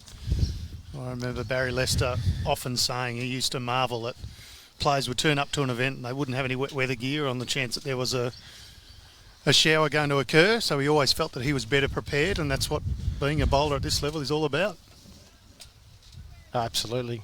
My wet weather jacket never comes out of the bag, except for when it needs to be washed. I usually, pack anywhere from 10 to 20 cloths in my bowls bag too, just in case it does get wet. That go through a couple. Yeah, definitely need to be well prepared. Absolutely do. So scoreline here, the Whitehead rink leading 9-5. We played 9 ends, so we're halfway through. The camera angle's a bit hard, but I feel like they might be just holding it. I think it could be close between the pink bowl of Kelly's and the purple bowl of Anne's. I reckon Kylie be just trying to get down to that pink bowl of Kelly's, or turn Claire's, which she's trying to do.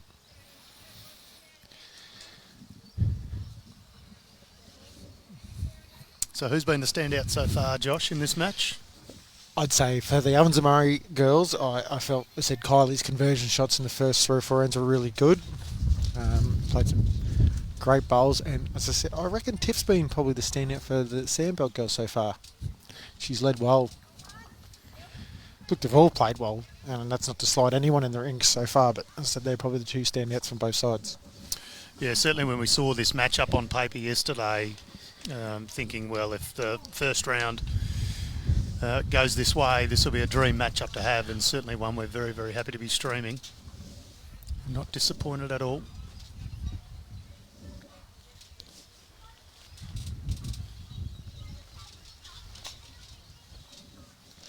I reckon Lisa's looking to come down here again. If she gets her own bowl of Kelly's. So we just have the screen and a few other things blow over. The wind is really, really strong here this afternoon.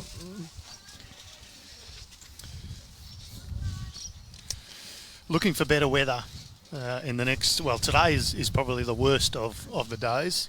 So for us, we will find some better weather next week. As Kylie just slides on by. Lisa has one more go.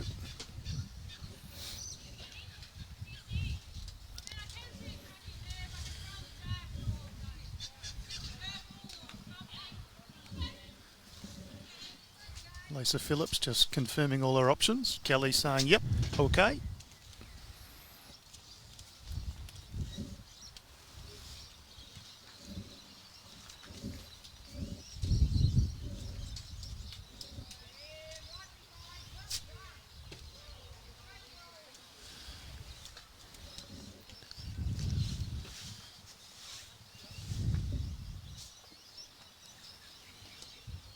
Lace not too happy with that one, a little wide. It's 2 to the Ovens and Murray. They continue on their merry way, 11-5. After 10 ends. They've had 2 distinct tactical approaches to the game. Ovens and Murray clearly had the mat back for most of the match. Actually, they started out being medium to short ends. And then when the Sandbelt girls won their first end, they brought the mat up and put the jack on the tee. And since the Ovens and Murray's got the mat back, they've gone back with the mat reasonably back, but a longer end now.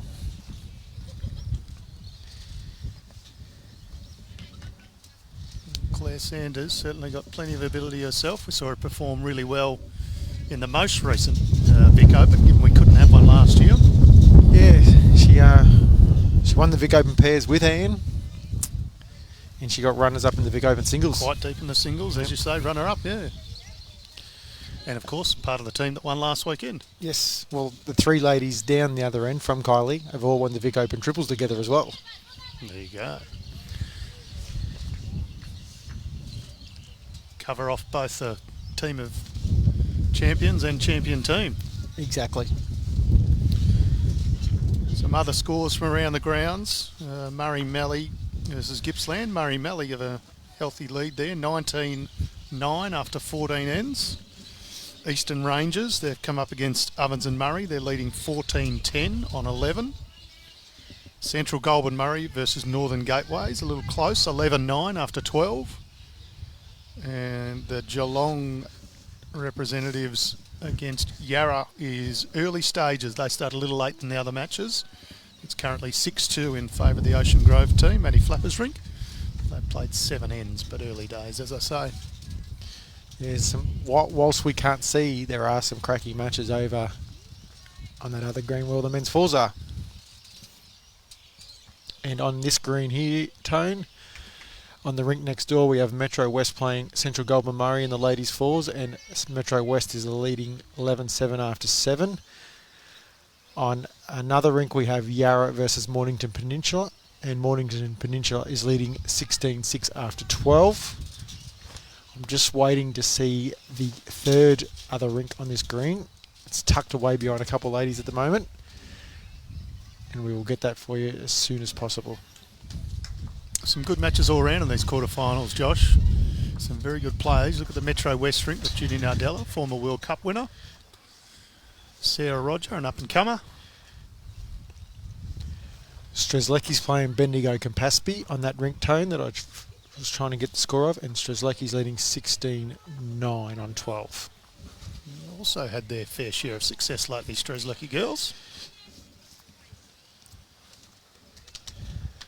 Late change in the Yarra rink. Tristoolan pulled out of this week's event, so they've brought in Dee Smith, I think it is, as the I believe so. the super sub. Yep.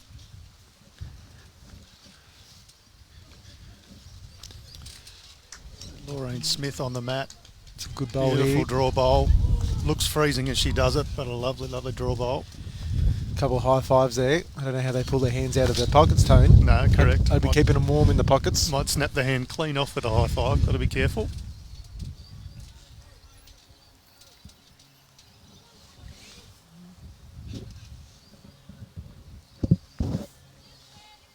And Courtney's replied extremely well, landing that back bowl of Laureen's, and is now holding shot.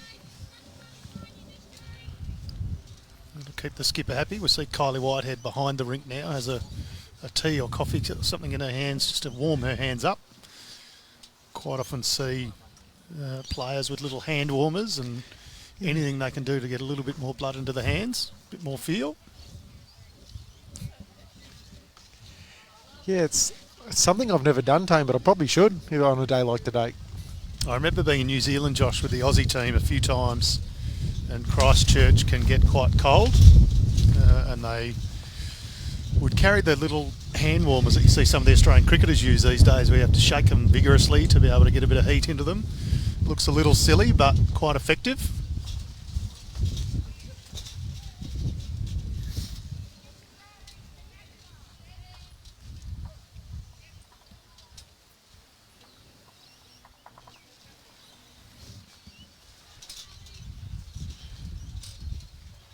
Kelly's awfully close here herself. Not a bad track. It's probably 2.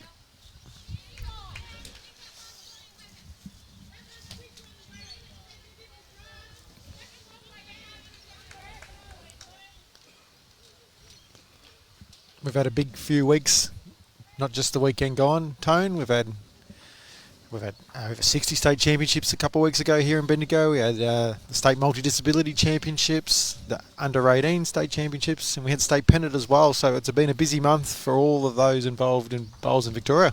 Yeah, it certainly has, Josh. A lot happening, and this is why we all play for finals time. As Anne Miles makes contact with Kelly McKerihen's bowl. Not quite enough to change it up. Yeah, and look, still plenty to come too, which is the best part. Obviously, we're here all week this week. Something exciting on the calendar, Josh, we're going to see in the next few weeks is the City v Country.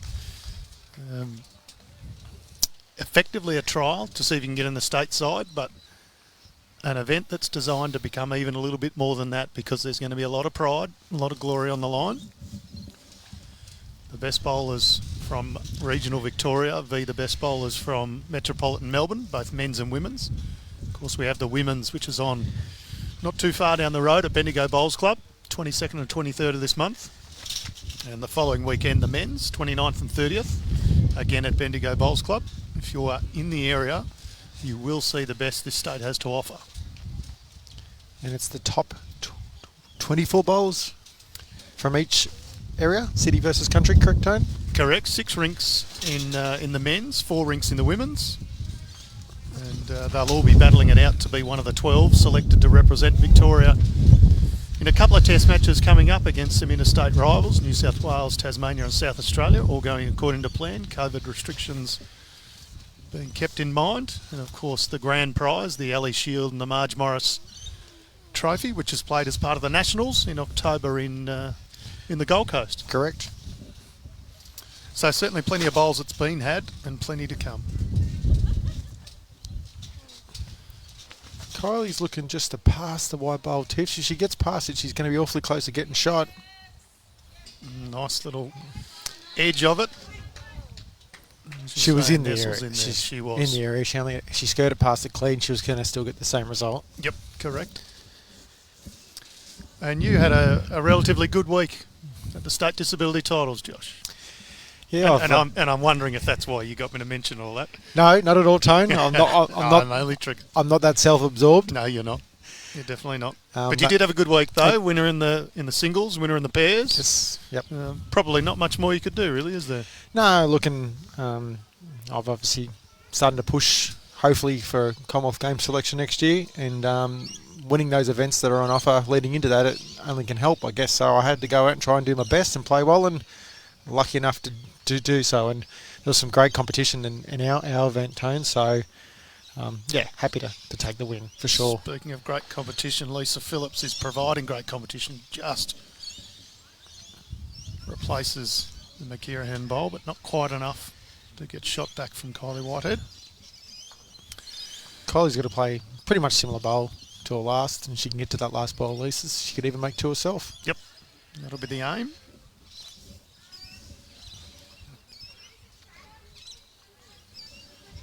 Following it down, getting a little jog on. Looks coming late. Not bad. Whether it can get through enough. Oh, that's she's enough. nearly done it. I think that's snuck in the count. Of course, Lisa Phillips having a bit of a giggle on the way past, but she will get in the zone when she gets on the mat. I reckon these 8 ladies are all really good friends too. Yeah, it does come across that way, doesn't it? It's played in good spirits. Yep. They're obviously trying to beat each other, but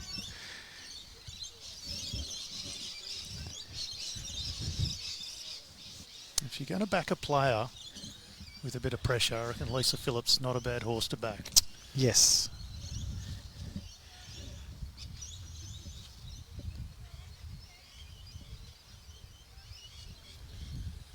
Again, her shot won't be too dissimilar in terms of what she's trying to do. Right hand, forehand. Needs to get around. Going to fall in a little short, unfortunately. So that'll be 2 more to the Whitehead rink.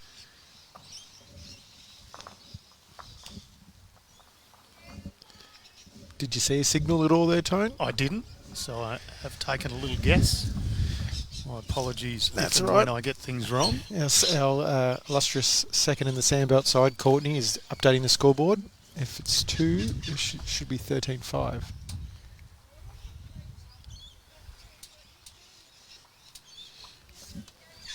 We'll find out in just a second. We will confirm that very shortly.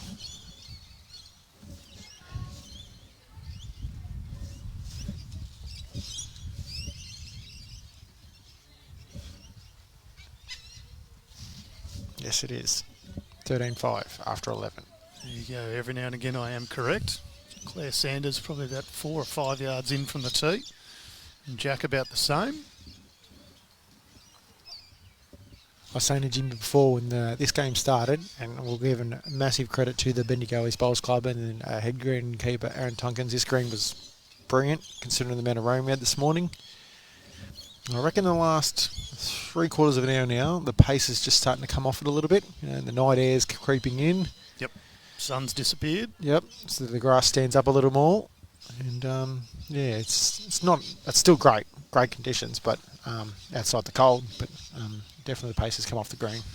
Yeah, certainly you couldn't ask for much better surface, as you say. We had a bit of rain this morning. The place was underwater just before we started. And we see Claire Sanders now looking to correct. She's obviously heard Josh Thornton's advice. Grass going to stand up a little bit more, need a bit more on, and then puts one a foot behind.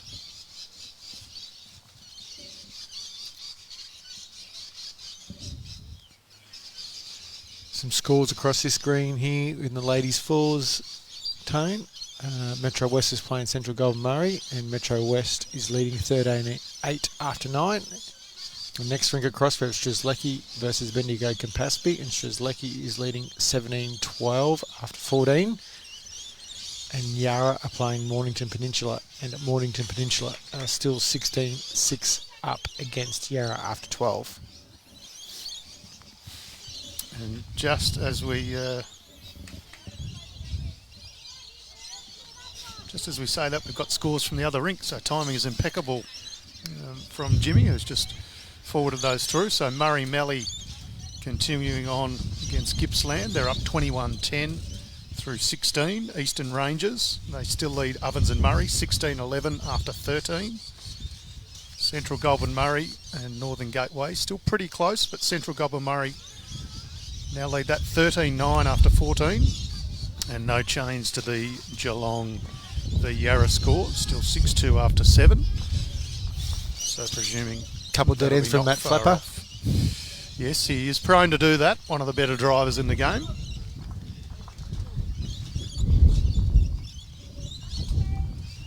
Getting back to this end so far, the Laureen and Claire have started well with one of their bowls each and got a couple shots.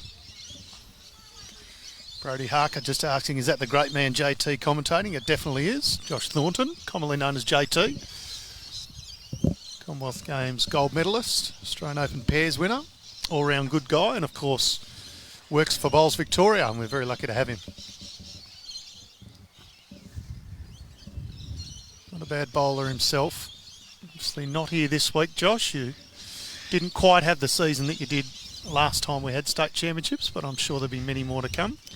No, a couple of people asked, and I was explaining that I lost 3 region finals this year, I think, from memory. I said that the Murray Melly guys, which are currently leading 21-10, knocked me off in the fourth final. I'm glad to see them going well. But that's just the level of competition across this state too, Tone. We've got some great bowlers, and obviously we showcased that last weekend with the region side championships that to show, and using the ladies as an example, Ovens and Murray playing Wimmera in the final, shows that we have some fantastic ladies across this state playing lawn bowls and male bowls as well. We certainly do. Looking across the green here, there is talent galore. There really is. I mean, we've spoken about the rink we have here with Australian representatives, Canadian representatives, world champions and so forth. Australian Open winners, all here. Of course, they're here for the State Championships 2021, brought to you from the East Bendigo Bowls Club with the support of the City of Greater Bendigo. We thank them very much. And Miles probably just wanted an extra yard on that. Not a bad effort. It will be in the count though, Tone. Yep. Just putting a little bit of pressure on the Sandgate team. Sandbelt. Sandbelt. That's one of my old traps from the last state championships, Tone. It is the old Queensland area of Sandgate, isn't there? Yes. It might be a suburb It's a suburb of Brisbane. in Brisbane, of course, one of your hometowns. I've had many. You've been around, haven't you? And I mean that the nicest possible way. Been told I'm not allowed to move anymore, Tone. No, that's fair enough. And will start to be a little bit of scoreboard pressure on the Sandbelt girls here. I mean, 13-5, 8 shots. More than halfway through. Can start doing funny things. And particularly with Kylie probably being the form player the last couple of ends too, and maybe even for the whole match. We're going to put a bit more pressure on here. Graham Watson just asking, why do I get closed captions when I cast to the TV but they don't appear on my phone? Everyone tells us that it's because the sound is therefore not being taken through from your iPad or phone. But you can turn them off in the settings menu. Closed captions are automatically generated. And quite often they struggle to catch up with my mumbling, bumbling voice. It's interesting if you ever take a little pivot and look at the screen we have there with the live feed. Some of the words don't match up and can be quite different to what we're actually saying, Tone. Sometimes I wonder what I'm talking about, that's for sure. Well, sometimes we think that anyway, don't we, Tone? Geordie Thornton just not missing a beat. I'll come back to that as the Lisa Phillips bowl comes in. It's a very good effort, but it's just not quite going to get around. It's Geordie Thornton, of course, the better-looking brother of JT. Has just got a lot of time on his hands. George does. Well, he's providing some good commentary, some good comments, I should say, in the stream. He's the worst bowler in the Thornton family, though, Tone. Is that right? Dad's past him now. I'm tipping that one will come back at you, JT. Just be careful. So Kylie Whitehead careering into Kelly McKerihen's bowl. That won't help. Lisa needs a big bowl here because there's probably 3 down at this stage. And the last bowl will come this end. She hadn't actually have to correct too much from her last bowl. So certainly got a bit more. It's actually looking pretty close. Kelly McKerihen's excited, needs to run that last little bit. It'll be enough. It's there. Great save, 3 down to 1 up. Lisa Phillips, great bowl. Takes the score now 13-6 after 12. We're 2/3 of the way through the match. Time for a little mid-green conference from the Sandbelt girls. Trying to shake each other up a little bit. Still plenty of time left. I mentioned earlier there can be a little scoreboard pressure. Conversely, put 1 or 2 ends together and that pressure dissipates. If you look at the scoreboard we got here in front of us, Tone, you can see the game's actually gone in some blocks here. The Ovens and Murray girls won 4 ends in a row. Sandbelt girls did the same, and then the Ovens and Murray won 3 in a row. So if trends are continuing, we'll see either another 2 or 3 more ends from the Sandbelt girls. This is true. And obviously a very tight game. No score over 2 on any one end. Lots of 1s and 2s. Yeah, if the Ovens and Murray girls were able to hang on to that, that would have been the biggest end scored thus far. Such as the quality of Lisa Phillips. He wasn't going to let that occur.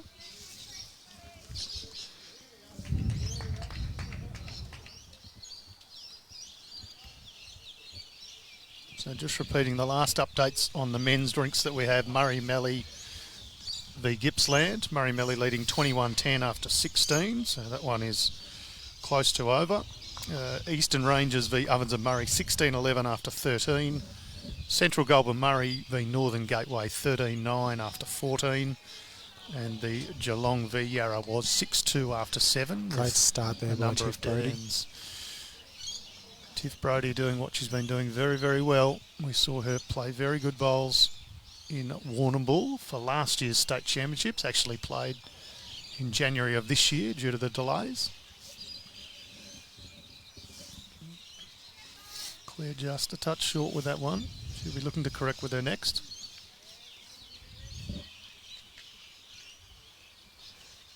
It was 2 singles finals she played in down there, was it not, Tone? She won the singles and she got beat by Carla in the champions. I believe you are correct, but you're testing my memory. She had a couple of ripping games. And then obviously part of the Falls team that got beat in the final too. Correct. She might have had a 25-23 victory over Ange Hackett or something like that, I think, in the semis. Or quarters it may have been. But when she gets dialed in, her drill bowling is very, very good. But Claire Sanders is great. also very, very good. Yep. Great correction from her first.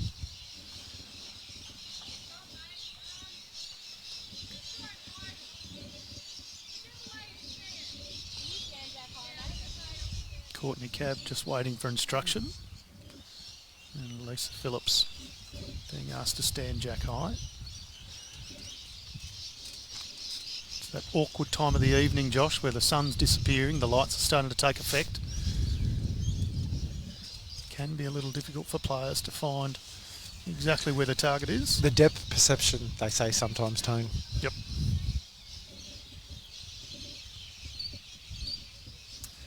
So Laureen Smith on the forehand, a very good umpire, Laureen. ITO, Tone? ITO, correct, yes. International Technical Official, so the umpire of the highest standard. And also President of Ovens and Murray. Correct. A terrific volunteer, does a lot for the sport, and a heck of a good player.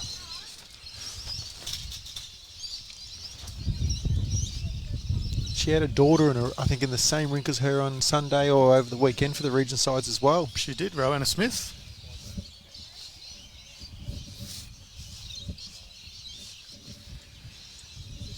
Obviously a very talented family. This Courts just slides one in behind. Not a bad spot to be.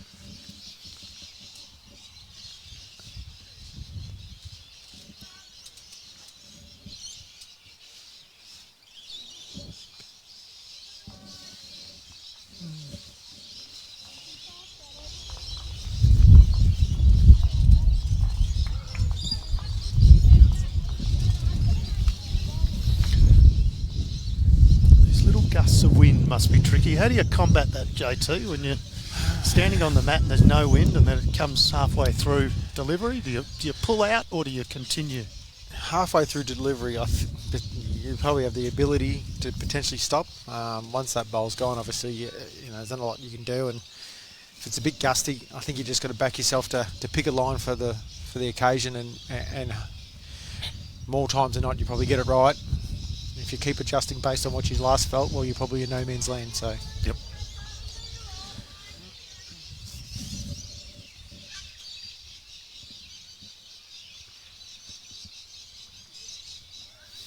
I've seen many bowlers over the years who stood on the mat for a long time just to wait for the right occasion too.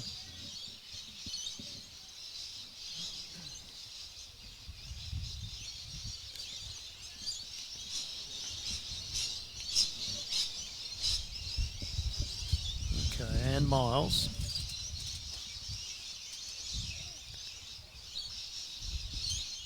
See those bowls really stopping a lot quicker now than what they were earlier. They certainly are. They're finishing off very well earlier, even after the rain this morning. But as you say, they're coming to a stop a little quicker now.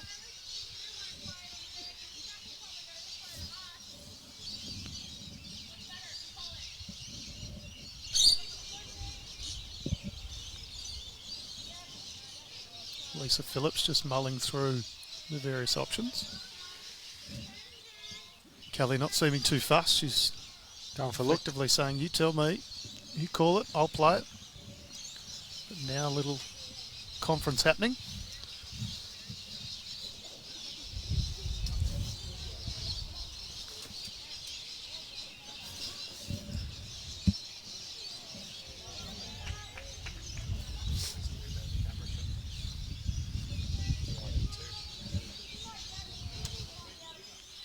They're just looking here. I mean, I think what they're weighing up is, I mean, that they could play a perfect bowl on the forehand, but it requires, you know, little to no movement of the jack, and they might make two, where they might opt to play a bit more positively on the backhand tone and see if they can get the jack down the back. But the risk versus that is if it doesn't land right, could probably potentially pop their own bowl out of the head. Yep. And go 3 or 4 down. So with that setup, it's looking that way pretty easily.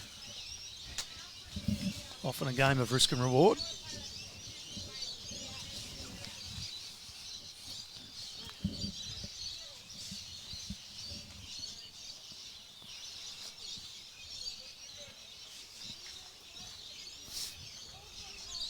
Kelly has settled on her shot. Bit of weight on the backhand. You can hear that wind through our effects microphones. Does it kill? It's worked extremely well for them. No, The bowlers stays in. stayed in, and Courtney's bowl down the back has come into play. I'm going to test our technicians out here. See if we can stretch the camera out that far. Yeah. I don't know why, Josh, but I just took the opportunity to look at my phone to see how cold it is. It said it feels like 7.6. Yeah, no, well, it doesn't surprise me. I probably shouldn't have done that, should I? Now I feel colder than what I did before. I can confirm Murray Melly have just defeated Gippsland 21-14. So they'll be through to the semi-finals. Great effort for Murray Melly.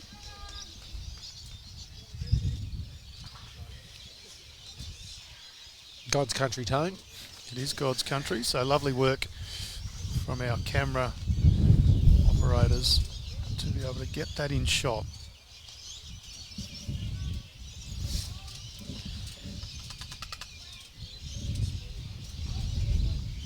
Interesting. Anne is playing probably inside out. Inside out, as we would say in bowling jargon. Looks a little hot. Just in the ditch. I guess the theory is if you happen to get the jack, you're probably going to kill the end immediately that way. Yep. As in if she's too heavy? Yes. Yep. Comes in from the other side, of course. She's a chance of knocking the jack towards where their closest bowled is. Yep.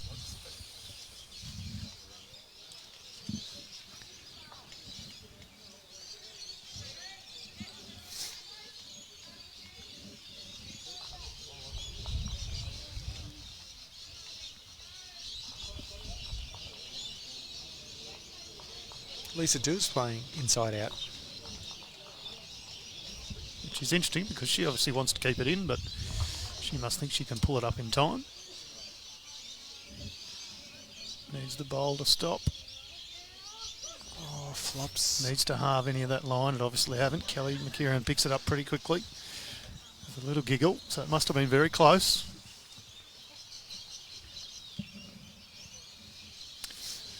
Right idea, of course. Wasn't far away. Her weight was really good. I'll give you some updates on the men's scores at the conclusion of this end.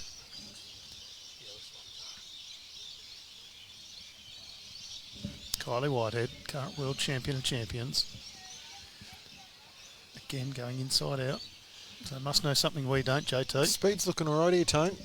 We'll sit on the Courtney Hobbs bowl, just shy anyway. It's one Good shot. enough for shot.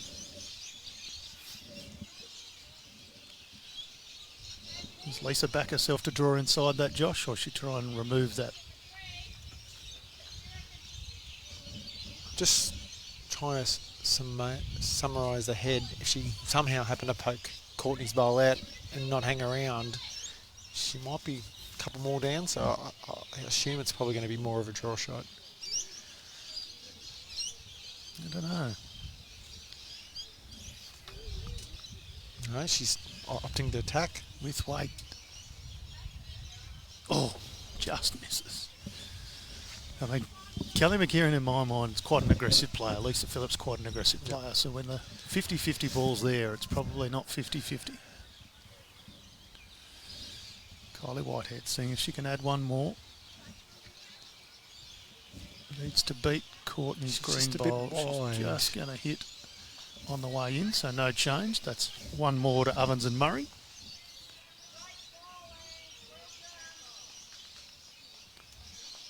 So we went blocks of ends for a while, and now we've gone one end apiece. So 14-6 to the way of the Ovens and Murray side. Kylie Whitehead's rink after 13 ends. Of course, we play 18 ends here. John Dagger just saying Golden Valley win the men's four. So I can tell you the latest scores I've got here. We can't actually see that green. So the scores I've had just text through to me. Central Goulburn Murray v Northern Gateway 14-10 after 16. So we will see if John Dagger might have some more up-to-date information than me.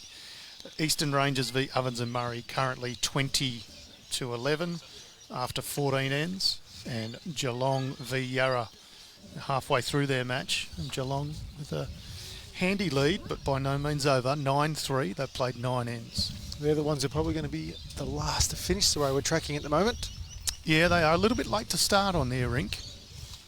Of course, given the time of day, some of these fours matches were able to get started a little earlier if the singles match on their rink was done beforehand.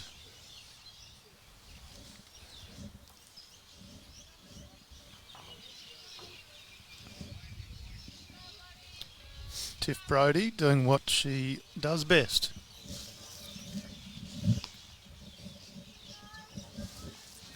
Probably had the better of Claire Sanders, although not by much. Claire seemed to have a very good ability to correct on her second bowl. We'll see how she goes here.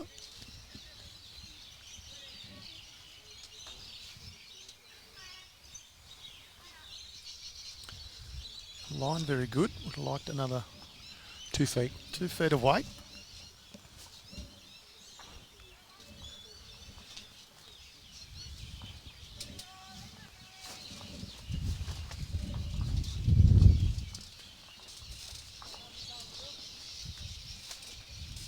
Not much bothers Tiff Brodie. She's leading well. She's leading very well. And Josh, we've got a big night on Thursday night, the 6th of May. The awards night for Bowls Victoria, the first one in a very, very long time. Yes. I was going to say our first ever, but no, there was awards nights back in the day. I do recall that. Yep. But, not in my time. I've been around about 15 years now, and I haven't seen one in that time. And some terrific players and volunteers in the running for some awards. Just going to have a slight little break in play now. Quick comfort stop given the weather.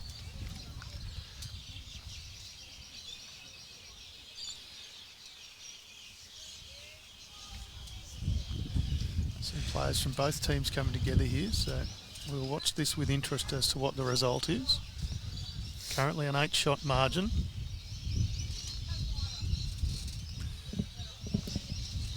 Players all agreeing to just have a quick 5-minute break to try and warm up a little. There's getting back to the awards night tone. We have a stack of awards, anywhere from juniors through to, you know, open bowlers, club of the years, volunteer of the year, umpire of the year, coach of the year. A great opportunity to recognise some of the many people that exceed and excel in this sport, whether that be on green or in a support role, like our wonderful umpires that do so much to enable players to play their game. And of course, inducting 6 individuals into the Hall of Fame, Josh, which will be a terrific night to be able to hear some of the achievements. And I've had the fortune of going to a few Hall of Fame evenings where people have been inducted, and you think you know a bit about people, and you think, oh yeah, so-and-so might have been a pretty good player in their day, they might have won a few titles. And you hear some of the achievements and you just think, wow, how special that person must be. Absolutely. No, we're looking forward to the night. Should be great.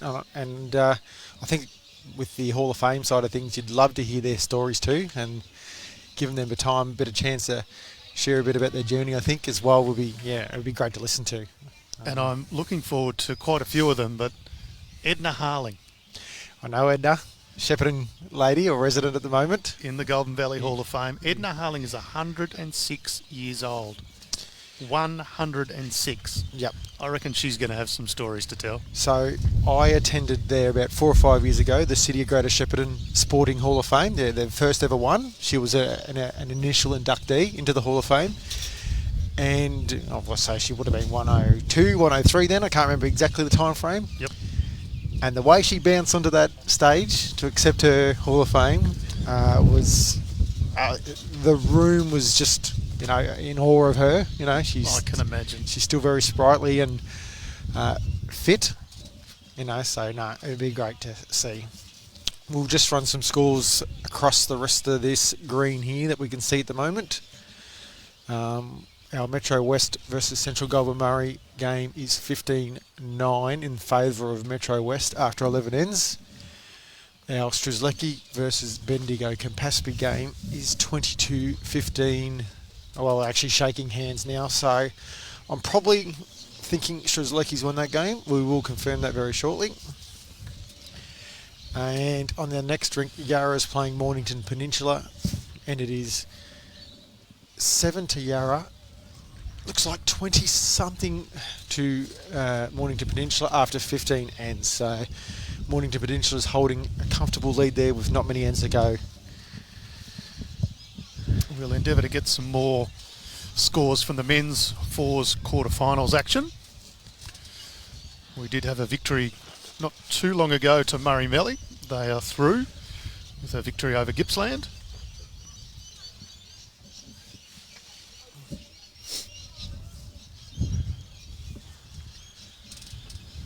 For those that have just joined in, we're on a quick break at the moment.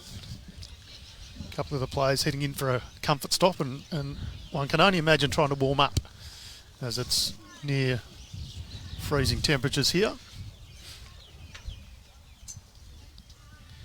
We will get you some men's scores as soon as possible.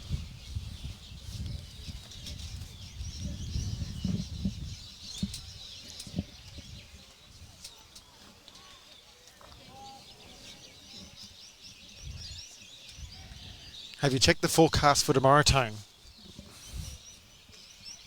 It's actually not too bad. Today is, well, unusually cold for Bendigo. Those who know Bendigo know it's generally a pretty warm place, and hence such excellent greens in the area. It actually gets okay for the rest of the week, so we've got to get around to next Monday before we see a little bit more rain. That's, of course, the forecast. It comes with no money-back guarantee, but tomorrow I think we'll be okay. How did you manage to keep warm, Josh, in those times when everything's a little bit cold, a little bit damp, a little bit windy? Yeah, I'm not 100% sure, Tone. Jimmy actually asked me earlier regarding the coldest time I played, and I told the story about playing in Orange in the middle of winter. Yes. When I was based out of Dubbo, and I vowed I'd never play bowls in Orange again, and I haven't. Yes, that is cold territory out there, that's for sure. When I was an RBM out there, Tone, I went to Blaney there one day, and between Blaney and Orange, which is only about a half an hour drive, I reckon I dropped 3 degrees in the drive between Orange and Blaney got colder. Yes, it can get quite cold out there, that's for sure. Of course, RBM, the Regional Bowls Manager. If you're looking for somebody to help your club out, a Regional Bowls Manager is a service provided free of charge from Bowls Australia and Bowls Victoria. And have a look on our website, www.bowlsvic.org.au. You'll find your local Regional Bowls Manager. Taylor Marin just asking why is the game stopped. A couple of players just on a quick comfort stop break and probably taking the opportunity to warm up. And I don't imagine we'll be too far away.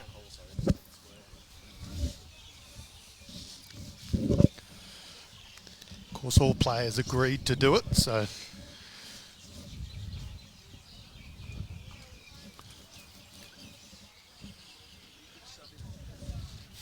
Josh mentioned earlier this game being played in very good spirits. All these ladies well and truly familiar with each other, their game styles, what they do and don't like. So a lot of respect being shown by each team.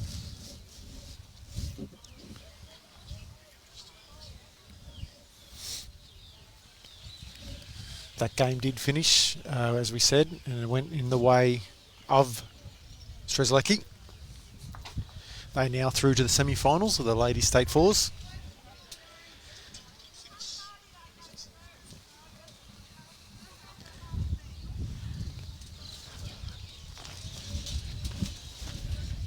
I'm just hunting up some men's scores.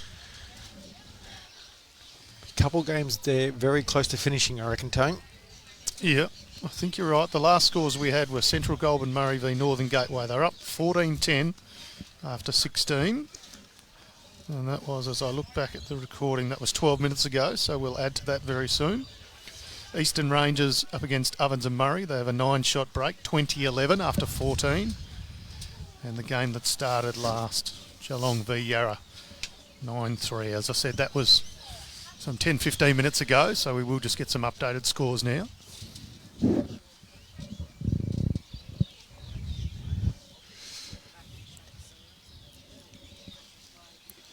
Is there an event tone that you're looking forward to outside of what was started with today with the men's and ladies fours and the singles that you might be looking to see during the championship week?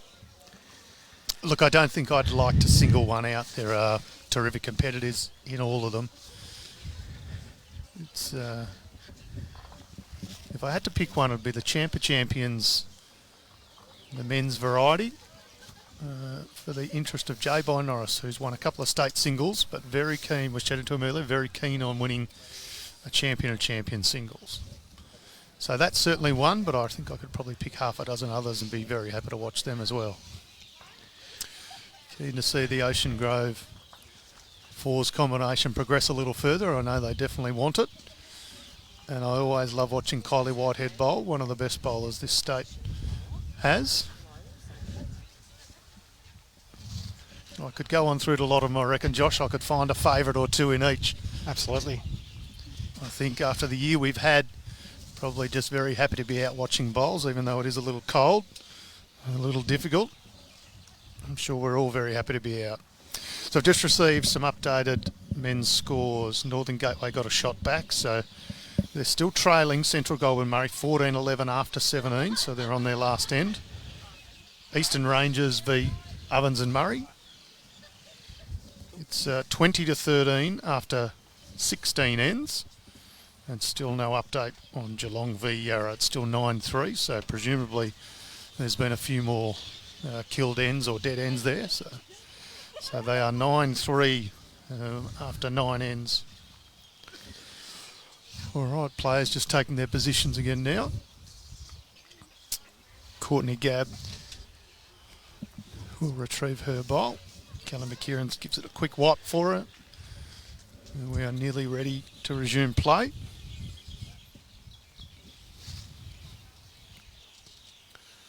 You see the two Tiff Brodie bowls in the best position so far.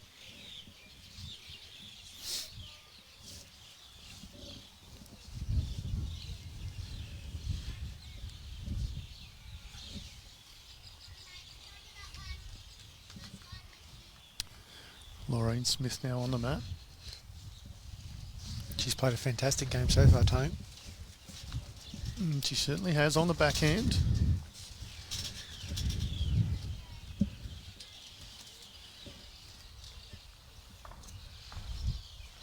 Lights up the Claire Sanders bowl in for shot. There's always an option coming in on that track. Absolutely.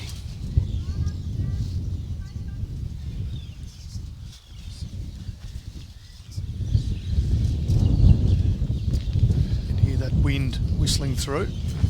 Apologies for that. We have asked that the fans be turned off, but Mother Nature not quite agreeing with us at this stage. It's ripping right through us, Tone. It is. It is very, very windy.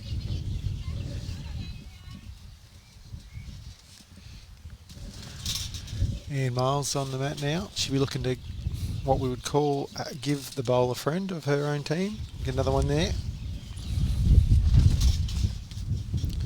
Always some good sayings on a bowling green. Yeah, Bowls are made for bowls. My pop had a few. Friend. My pop had a few back in the day. I'm not even sure we could repeat them anymore, Tone. Yeah, well, we've got to be careful, regardless of which time slot we're in.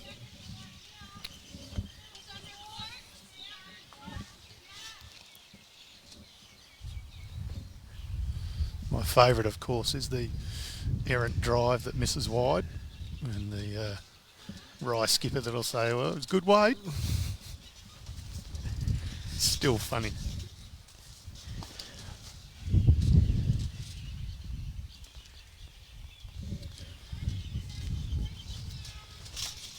Kelly looking to get in here. She's got options off Courtney's bowl if she's down to Just it. high. They do have the bowl immediately just behind it of Tiff's that potentially get the jack to.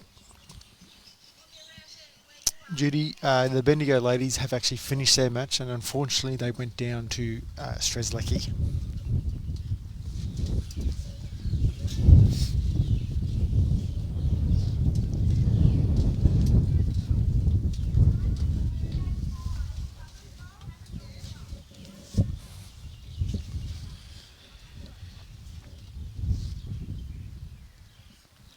reckon Kelly be playing something similar here? Doesn't have to adjust too much, does she? That sort of weight gives her a few options. You mentioned earlier, quite an aggressive player, similar weight. Just a couple of yards off. She's a lot closer. There's contact. And oh, that's going to be close. May just have got far enough in for shot, but it is very, very close. it's good to see that they're still laughing and having a giggle. I reckon if they're half as cold as what we are.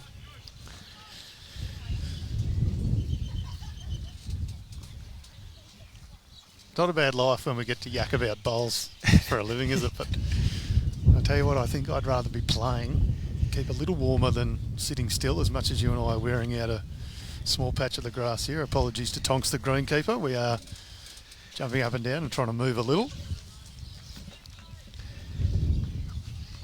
And very good greens they are here, Josh. Yes. They look amazing. The bowl finishes very, very nicely. Good speed. It's got a brilliant even grass cover, two-tone. It does.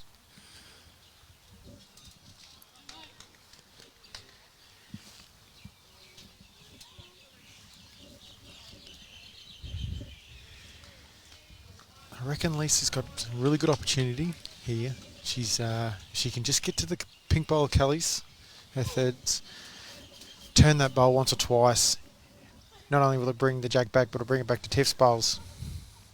Could make 3 or 4 here.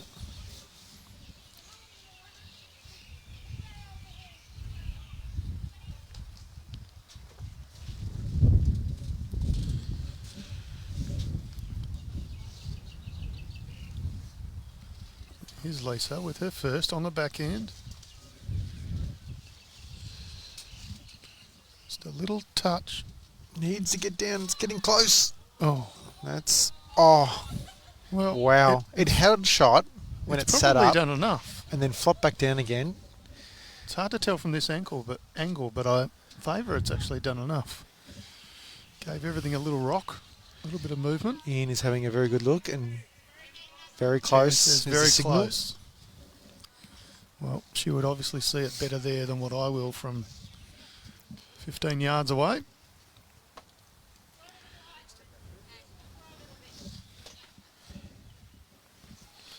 The fact that she's playing forehand gives me the impression that they might favour their bowl here.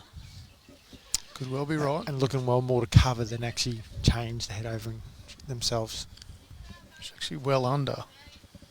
So needs it to stick around to be of any real use, but I favour that's not going to be in the play.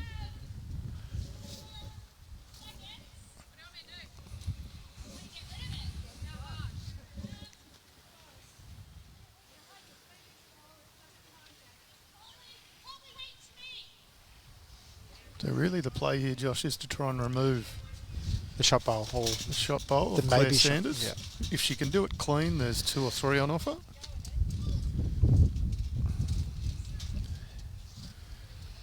It's not far off, but it's not going to get the results. So It's a measure. Ann Miles said this would be close.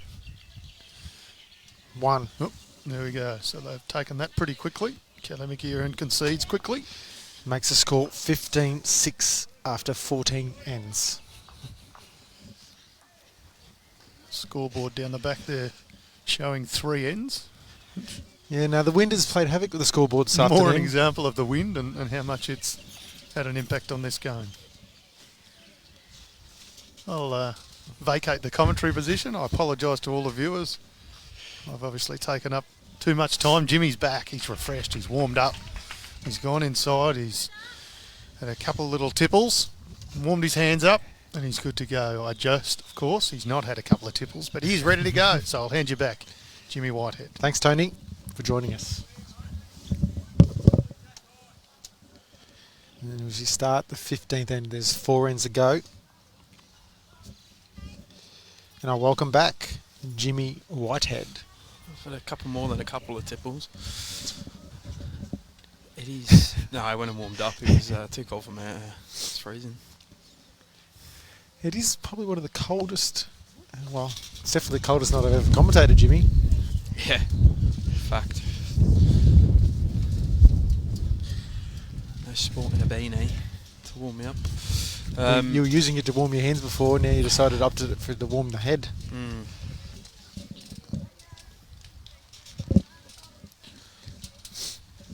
4 to play. 9 the diff. Yes, it's Sandbelts to win this game. They've probably got to nearly win probably the last 4 ends, if not 3 out of 4. Let's get some numbers.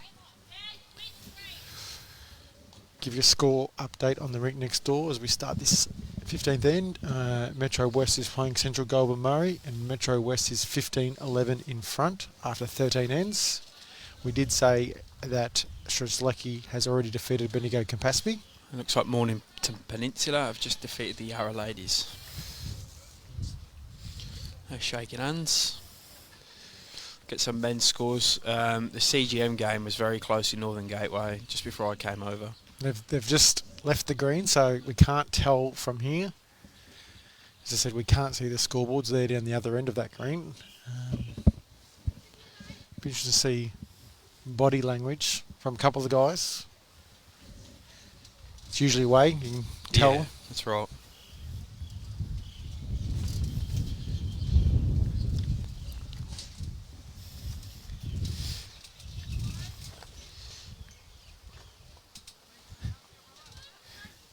The Ovens and Murray ladies currently holding 1 shot here with Claire's opening bowl.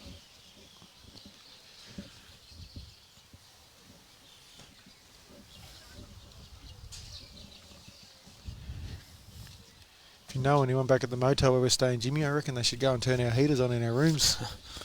Turn the hot water on, mate. There's none this morning.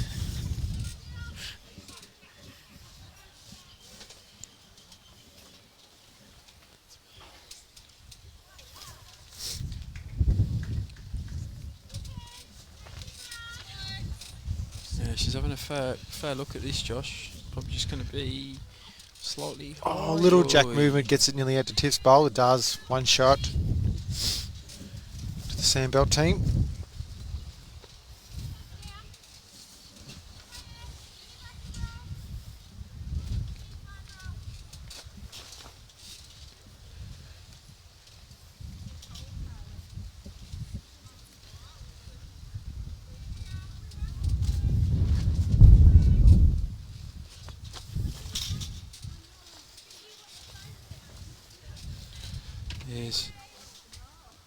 And to try and probably make a connection with Claire's bowl. Just a bit high. The right speed. The right speed.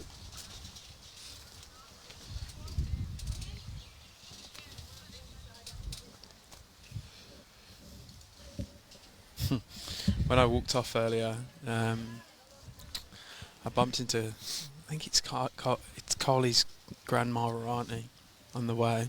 It's her grandma. Grandma. Grandma. She stopped me. She said, "Excuse me, are you Jimmy Whitehead?" I said, "Yes." She goes, "I've been married to a Jimmy Whitehead for 56 years." Oh, wow. Yeah. So there's that name again, Jimmy. Yeah.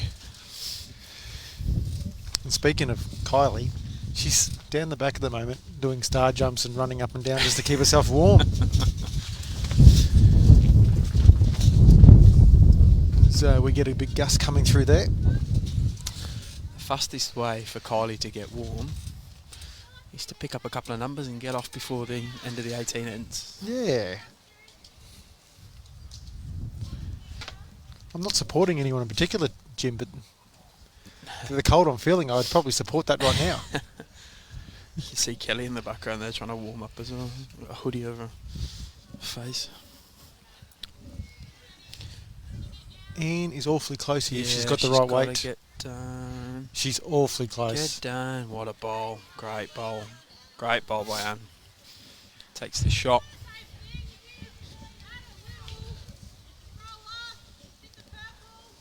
Yeah, good call by Lisa there. Hit on the forehand, hit Tiff's white ball, which will knock Anne's last bowl out, bring Tiff's closer to the jack. Multiple options there. Attacking bowls.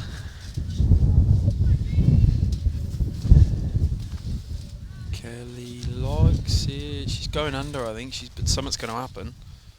chances there. She's made one. Great bowl.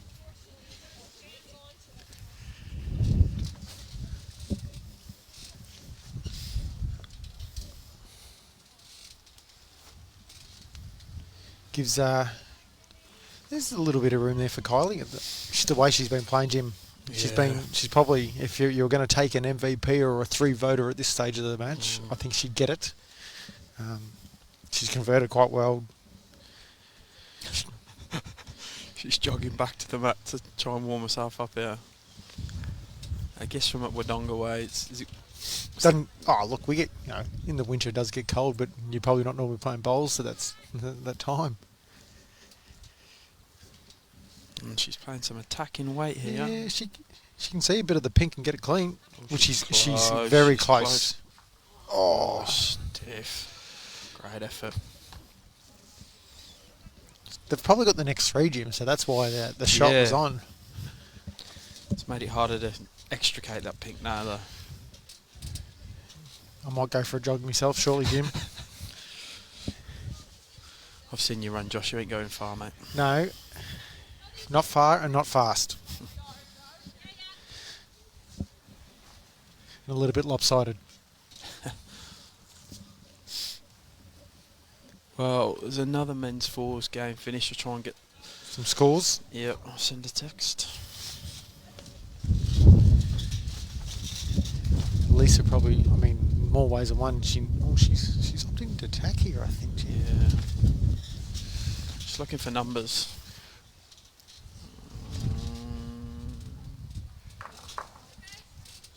Nothing doing with that one.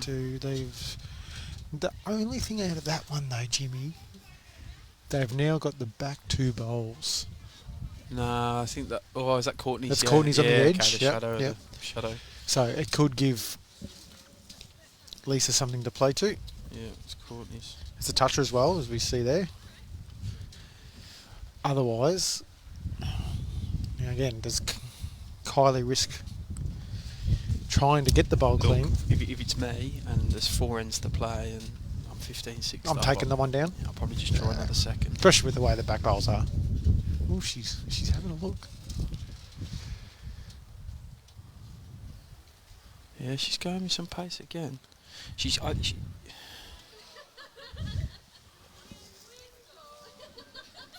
Girls are singing down there behind the head. Yeah, she's just trying to split them back bowls up. If Lisa does get it all the way back, she's... she can get down... Well...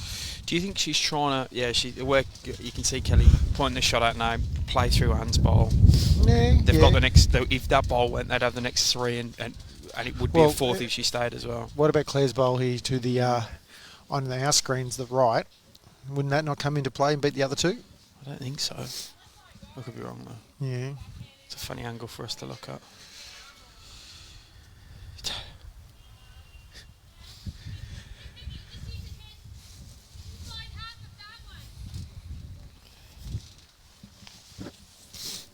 They need shots regardless here. One's probably not going to do them any good. Correct. She's going big. She's getting a backswing going. How'd she go? Closer. She doesn't look far away. Closer. Ooh. There's a reaction there. Just the one. So that'll be a lead of 8 shots with 3 to play for Ovens and Murray.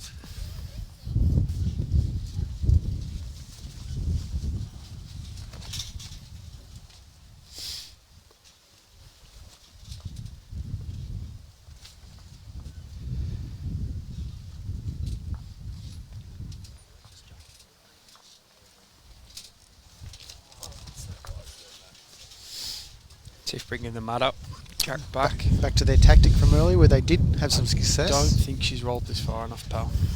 No, she copped a bit of wind, I think. Nah, she lifts the mat up.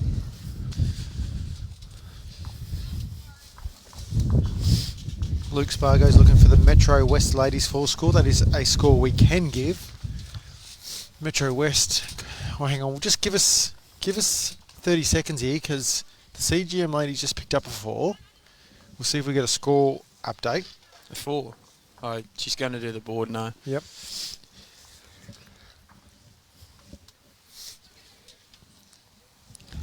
I don't know why Luke's looking for the result. He was here 5 minutes ago. He's Should have obviously- just stayed, Luke. Another one of those blokes we could label soft right now for leaving us. No, good bloke, Luke. 16-15 to Metro West after 15. Close.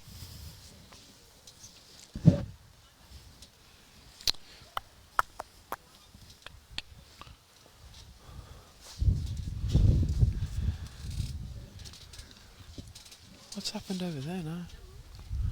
It's all happening around here. There's a dustbin lid just flew off and nearly took someone out over there on the far side.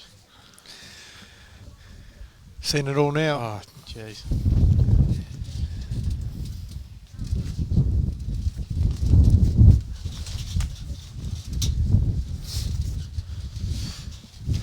Well, I'm just trying to get hold of that Eastern Rangers score for you, mate. They're off the green. I just don't know which way. So was the CGM Northern Gateway men's falls. We still haven't had a confirmed result there yet.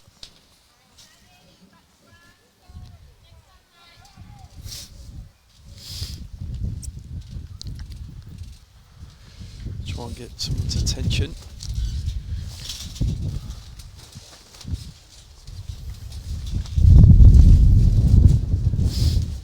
Yeah, couple of bowls getting battered by the wind heading up here now. Yes.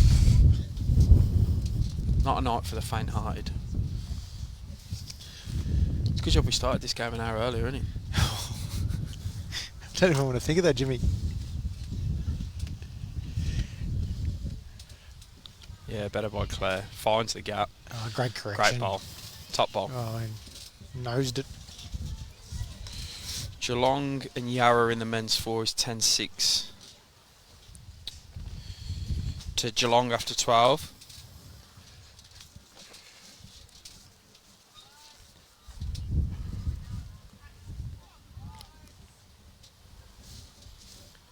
Trying to get the final results of the other games. Good ball by Courtney there. Dropping short, but a solid second shot. Laureen will just try and get past it. Eastern Rangers won. So they Text I got. defeated. Who do they play again, Jim? I'm having a mental blank right now. Did they play against Ovens and Murray? Ovens and Murray, that's right. Yep. I'll try and find out the CGM and Northern Gateway. Score.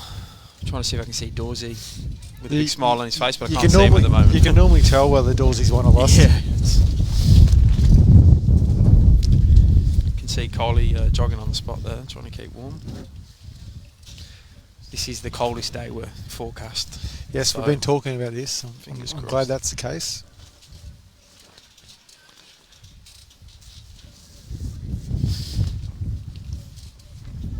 I envy those 200 odd viewers right now, sitting at home watching this game. Right, Kelly going to try and get to the bowler jack here now, the forehand. Just got to hold a bit. There's a few balls getting battered by the wind this way.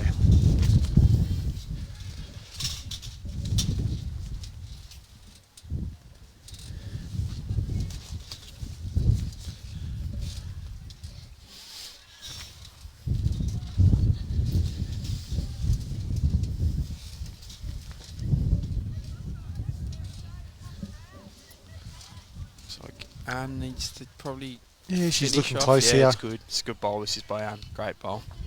Counts, hides it a bit. It's a right nuisance bowl. Yeah, good call by Lisa there. 3 balls behind, have a swing at it pretty much. I reckon the best result is Bowl. yeah. Get to the bowler Courtney's first. Central Goulburn Murray got the win over Northern Gateway, 14-13. Nail biter in the end.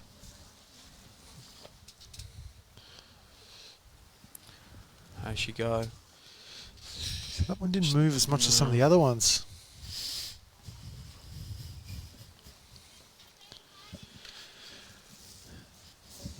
Kylie, be looking for some protection down the back, yes. Directing traffic at the back of the rink there, pretty much. She's like a, what do you call those airplane marshal Yeah. dudes, you know, with the paddles. Thanks for that, Colleen. Colleen. Yeah. I'll try and imagine. It's more like 3.4. Yeah, good ball by Anne here.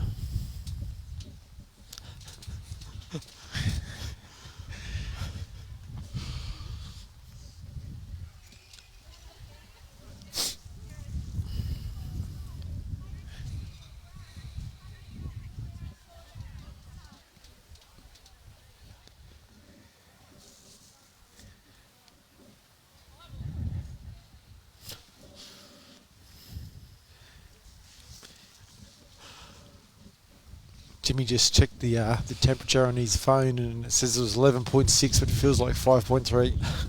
If it's 11.6, I'll go hey. As it said, feels like. Right, so at least it can do. She'll be trying to break through here, cause some damage. They're looking for shots now. Yep. 8 down with 3 to play, this one included. Looking close. Yeah. Looking very close. Needs a result. Great shot. Yep. Good. Opens it up. She won't be overly happy with it because Probably she can't really pick numbers up still. But she wanted it right down the back.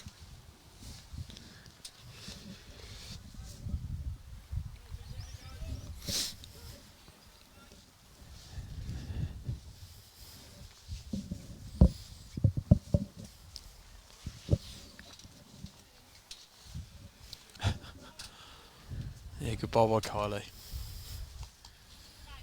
She's got to slow a bit. She's been fantastic. Yeah, she's bowled terrifically. Kelly said 2 down then. That's what she said. I did not hear it. Yeah, I think the front one of Annie's You reckon counts. that one's as a well. counter, yep. Do you think she'll call her to go the kill? Well, it's really getting like that.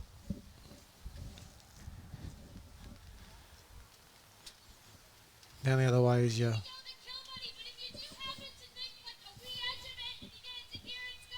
Yep. That came across pretty clear, I think. Yep. I Go don't the think we kill. even need to comment. There she go. She's got to be a bit narrow. Yep. Kylie draws for 3 here. That's 11 with 2 ends of play.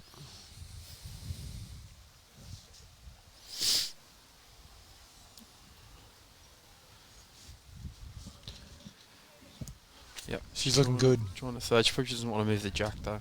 No, she won't. Well done, Kylie.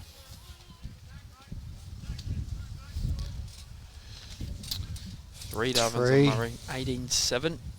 2 to go. Could well be the last end, Jim.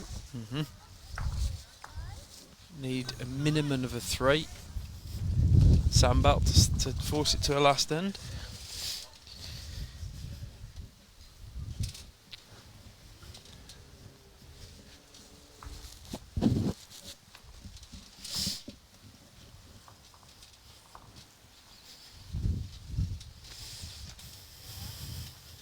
Couple of live stream games coming up tomorrow. Got some men's and ladies quarter-final singles, and then possibly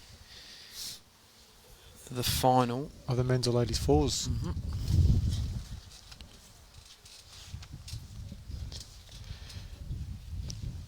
We will communicate that tomorrow, who we're going to stream. But there will no doubt be some great matches. Good start by Claire. I think the Metro West ladies just picked up a 3 there, which means they will probably be leading 19-15 after 16 ends.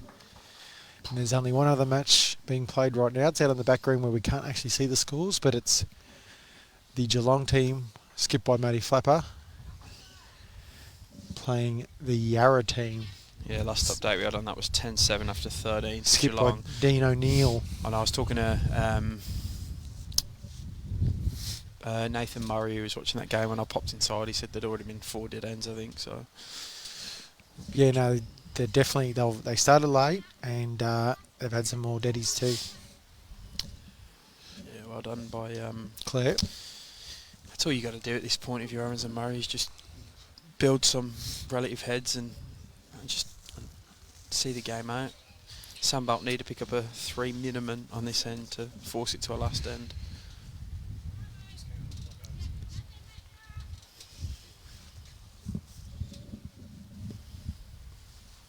If Laureen can nail one here, that could be all she wrote. A bit quick, I think. I don't think quick is such a bad thing because Yeah, that's okay. the only probably way Sandbelt is probably getting through is by movement of Jack at this stage anyway. Correct.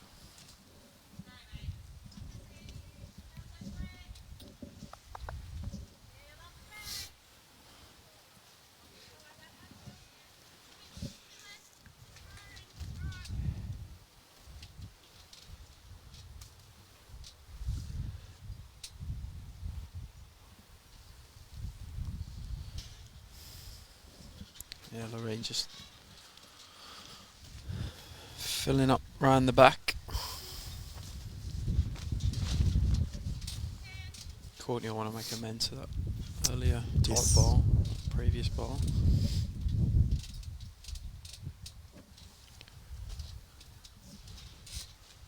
No, she's not. Speed's good. Yeah. Even though the pace has dropped, Jimmy was still getting a fair bit of turn out there. Ah, for sure. Just good ball by Court. Grab shot.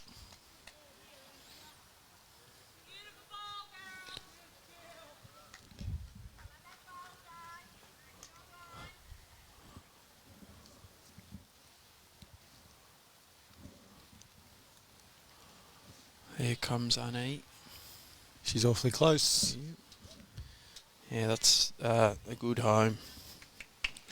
Gives the skipper an option, gives her an option with the next, and makes it harder for Sandbelt to pick that 3 up they need.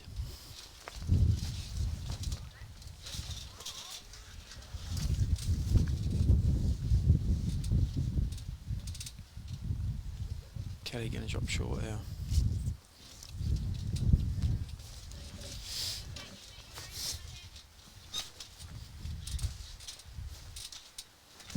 Any movement from Annie and probably Yeah, Kylie just called it a beat her own. She'll go close to shot. That looks quicker coming down. But no, she's nearly drawn shot, Jim. great ball. That's exactly what a skipper called. Beat your own. I actually thought she was wide out of her hand. Yeah, it's definitely slowing up the green.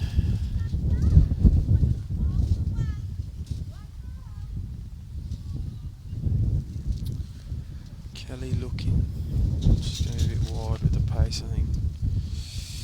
Leaves Lisa with some shots to play. If this stops on, it doesn't. Plops in.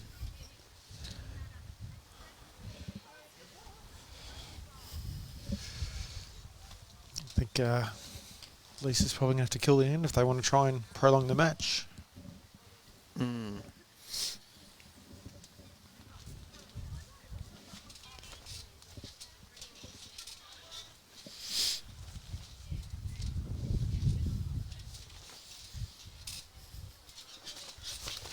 Oh, what a bowl by Kylie. What a bowl. She's been fantastic this game. The only thing it does though is it probably loads up the jack better for a killing option for Yeah. Lisa if that's what she wants to do. It's wider. Hits the outside of the bowl, definitely kill the jack and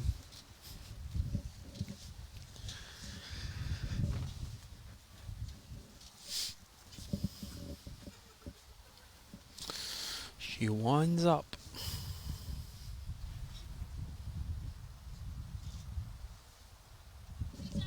Close. Yep, got it. And we go again. I'd potentially call Lisa miserable for that shot.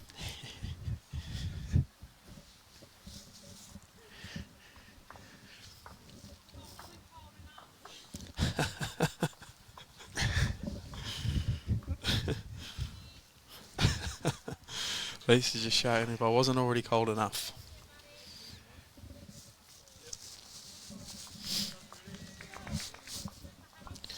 So we start N17 again, Jim? Yep, 2 to play, 11 the diff. Sunbelt needing a 3 minimum to keep themselves in this.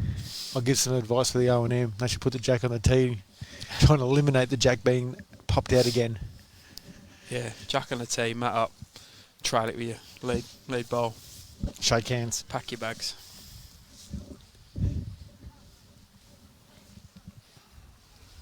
I'd have tried that. Just to play to the crowd. The big crowd we have. We actually we did have a good crowd today, Jimmy. But I think at this time of the night with the weather, it's understandable there's not that many hanging around at the moment. We've got a fair crowd inside watching it in there. So they're all sitting there listening to us, are they, Jim? Yeah, Kylie doing the floss on the ground at the moment.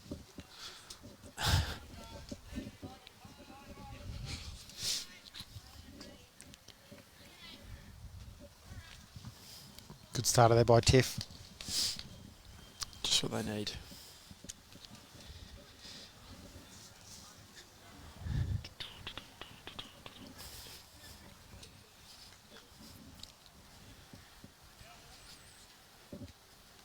Well done, Claire. It's a fair this one around. Is this your lovely better half walking into the venue, Jim? Yeah, with my big coat. Bringing you a coat. I told her to bring you one, Josh, but she said no.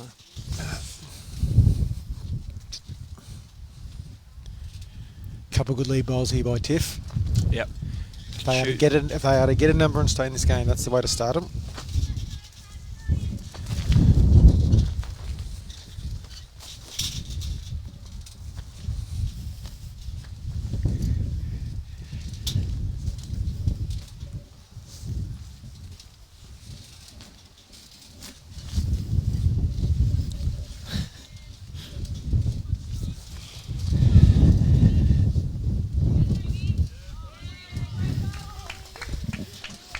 Next door, Judy Nadella plays a good bowl.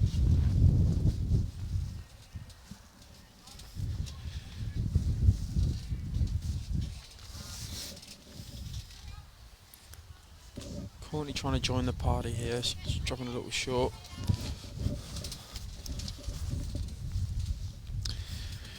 Laureen gets a little jack movement herself, get up to those bowls. Yeah. Not snuff out this end. Yeah, correct. If she can get that front noser, tough. She's not a million miles away. Kylie's clapping. Not a million miles away. Good. Yeah, it's all right. Second shot. Yeah, that'll help. Remembering there's only 2 ends left, so Sandbelt do need to collect a 3 or more to force it to an extra, force it to the last end.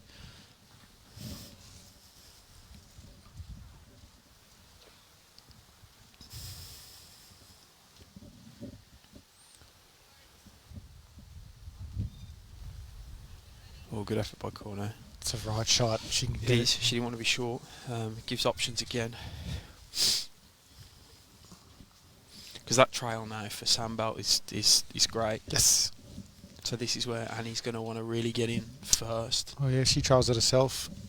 It's good. That could She shut them passes, down. she gets a good home. She's definitely reaching. I think she's a bit wide. Yeah, if this is a big bowl by Kelly now. If she can get that front touch, drag the jack a foot back, 2 feet back, she'll make a real good 4. Big bowl, big moment. Let's see what she's got. I like the line. Maybe a bit quick. Oh, she's not far away, Jimmy. It's good. It was just a bit quick. Very stiff. Very stiff.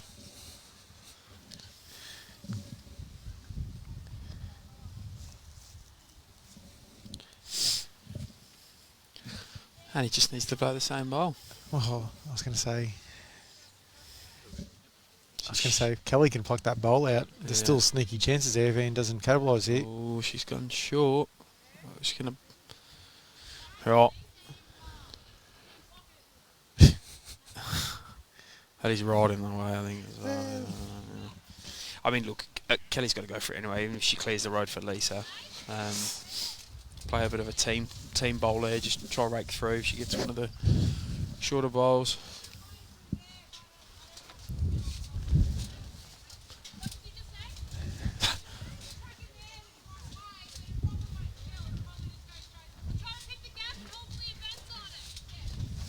Yep, Kelly's looking for that gap at the front. Still chances of getting the bowl clean. Yeah. Right, here we go.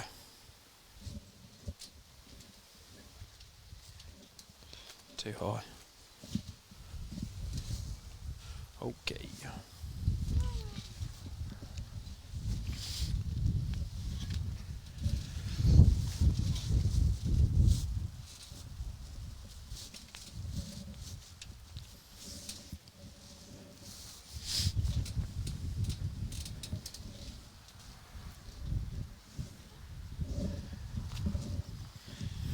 Kylie, I think, will be looking just to try and Give move it the a jack friend. herself, get it first, and Just give it a friend.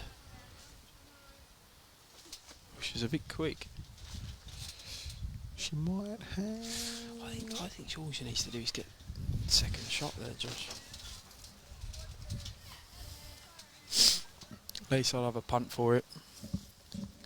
Bowl clean's her best option here. Yeah. She does tend to want to play, when she plays bigger weight, backhand. So I don't Really? think the Yeah, backhand okay. option's No, on. it's not. So she's going to have to probably play more swingy forehand weight. Just between the spliced blue and white on the left as we look at it, and Annie Miles' bowl on the inside. There's a bit of a port through there. That's what she'll be looking for. Let's see what she's got. She's swinging up. Right. She's definitely lower there. Get rid of the one there out of the way. That bowl is now worth 1, 2, 3, 4, 5 if she stays. 4. 5 if she stays. 4 if she doesn't stay. Kylie just needs to get a second shot, or a third, or a fourth. And she's definitely taking some pace off from the one that dropped in the pit. Ooh, is she going to get clear of these? Yes, and blocks the gap again. To an audible groan from Lisa. And this might be game if she can't work some magic with this ball. I think she's running into the pack of balls at the front. Nearly a 9-part trick. And that will be all she wrote. Exactly, Jimmy. It's been a great game. Ovens and Murray ladies performed particularly well. Kylie White had skipped phenomenally. Yes. And Miles good early, as was Laureen and Claire, they all bowl well. and they just were too consistent in what would have to be the coldest game of bowls I've been involved in for a very long time. The final score will be probably 19-7. After 17, they will not have to play the last end. Yep. We thank you all for joining. We will see you tomorrow. We'll have a couple of live stream games. We'll be looking to kick off with either a men's or women's singles around 12:30 p.m. and then followed by what will be either the men's or women's fours final at around 3:30, 4 o'clock tomorrow. Thank you all for joining in. Enjoyed it. Thanks, Josh. And yeah, we'll We'll see everybody tomorrow. see everyone tomorrow. Thank you.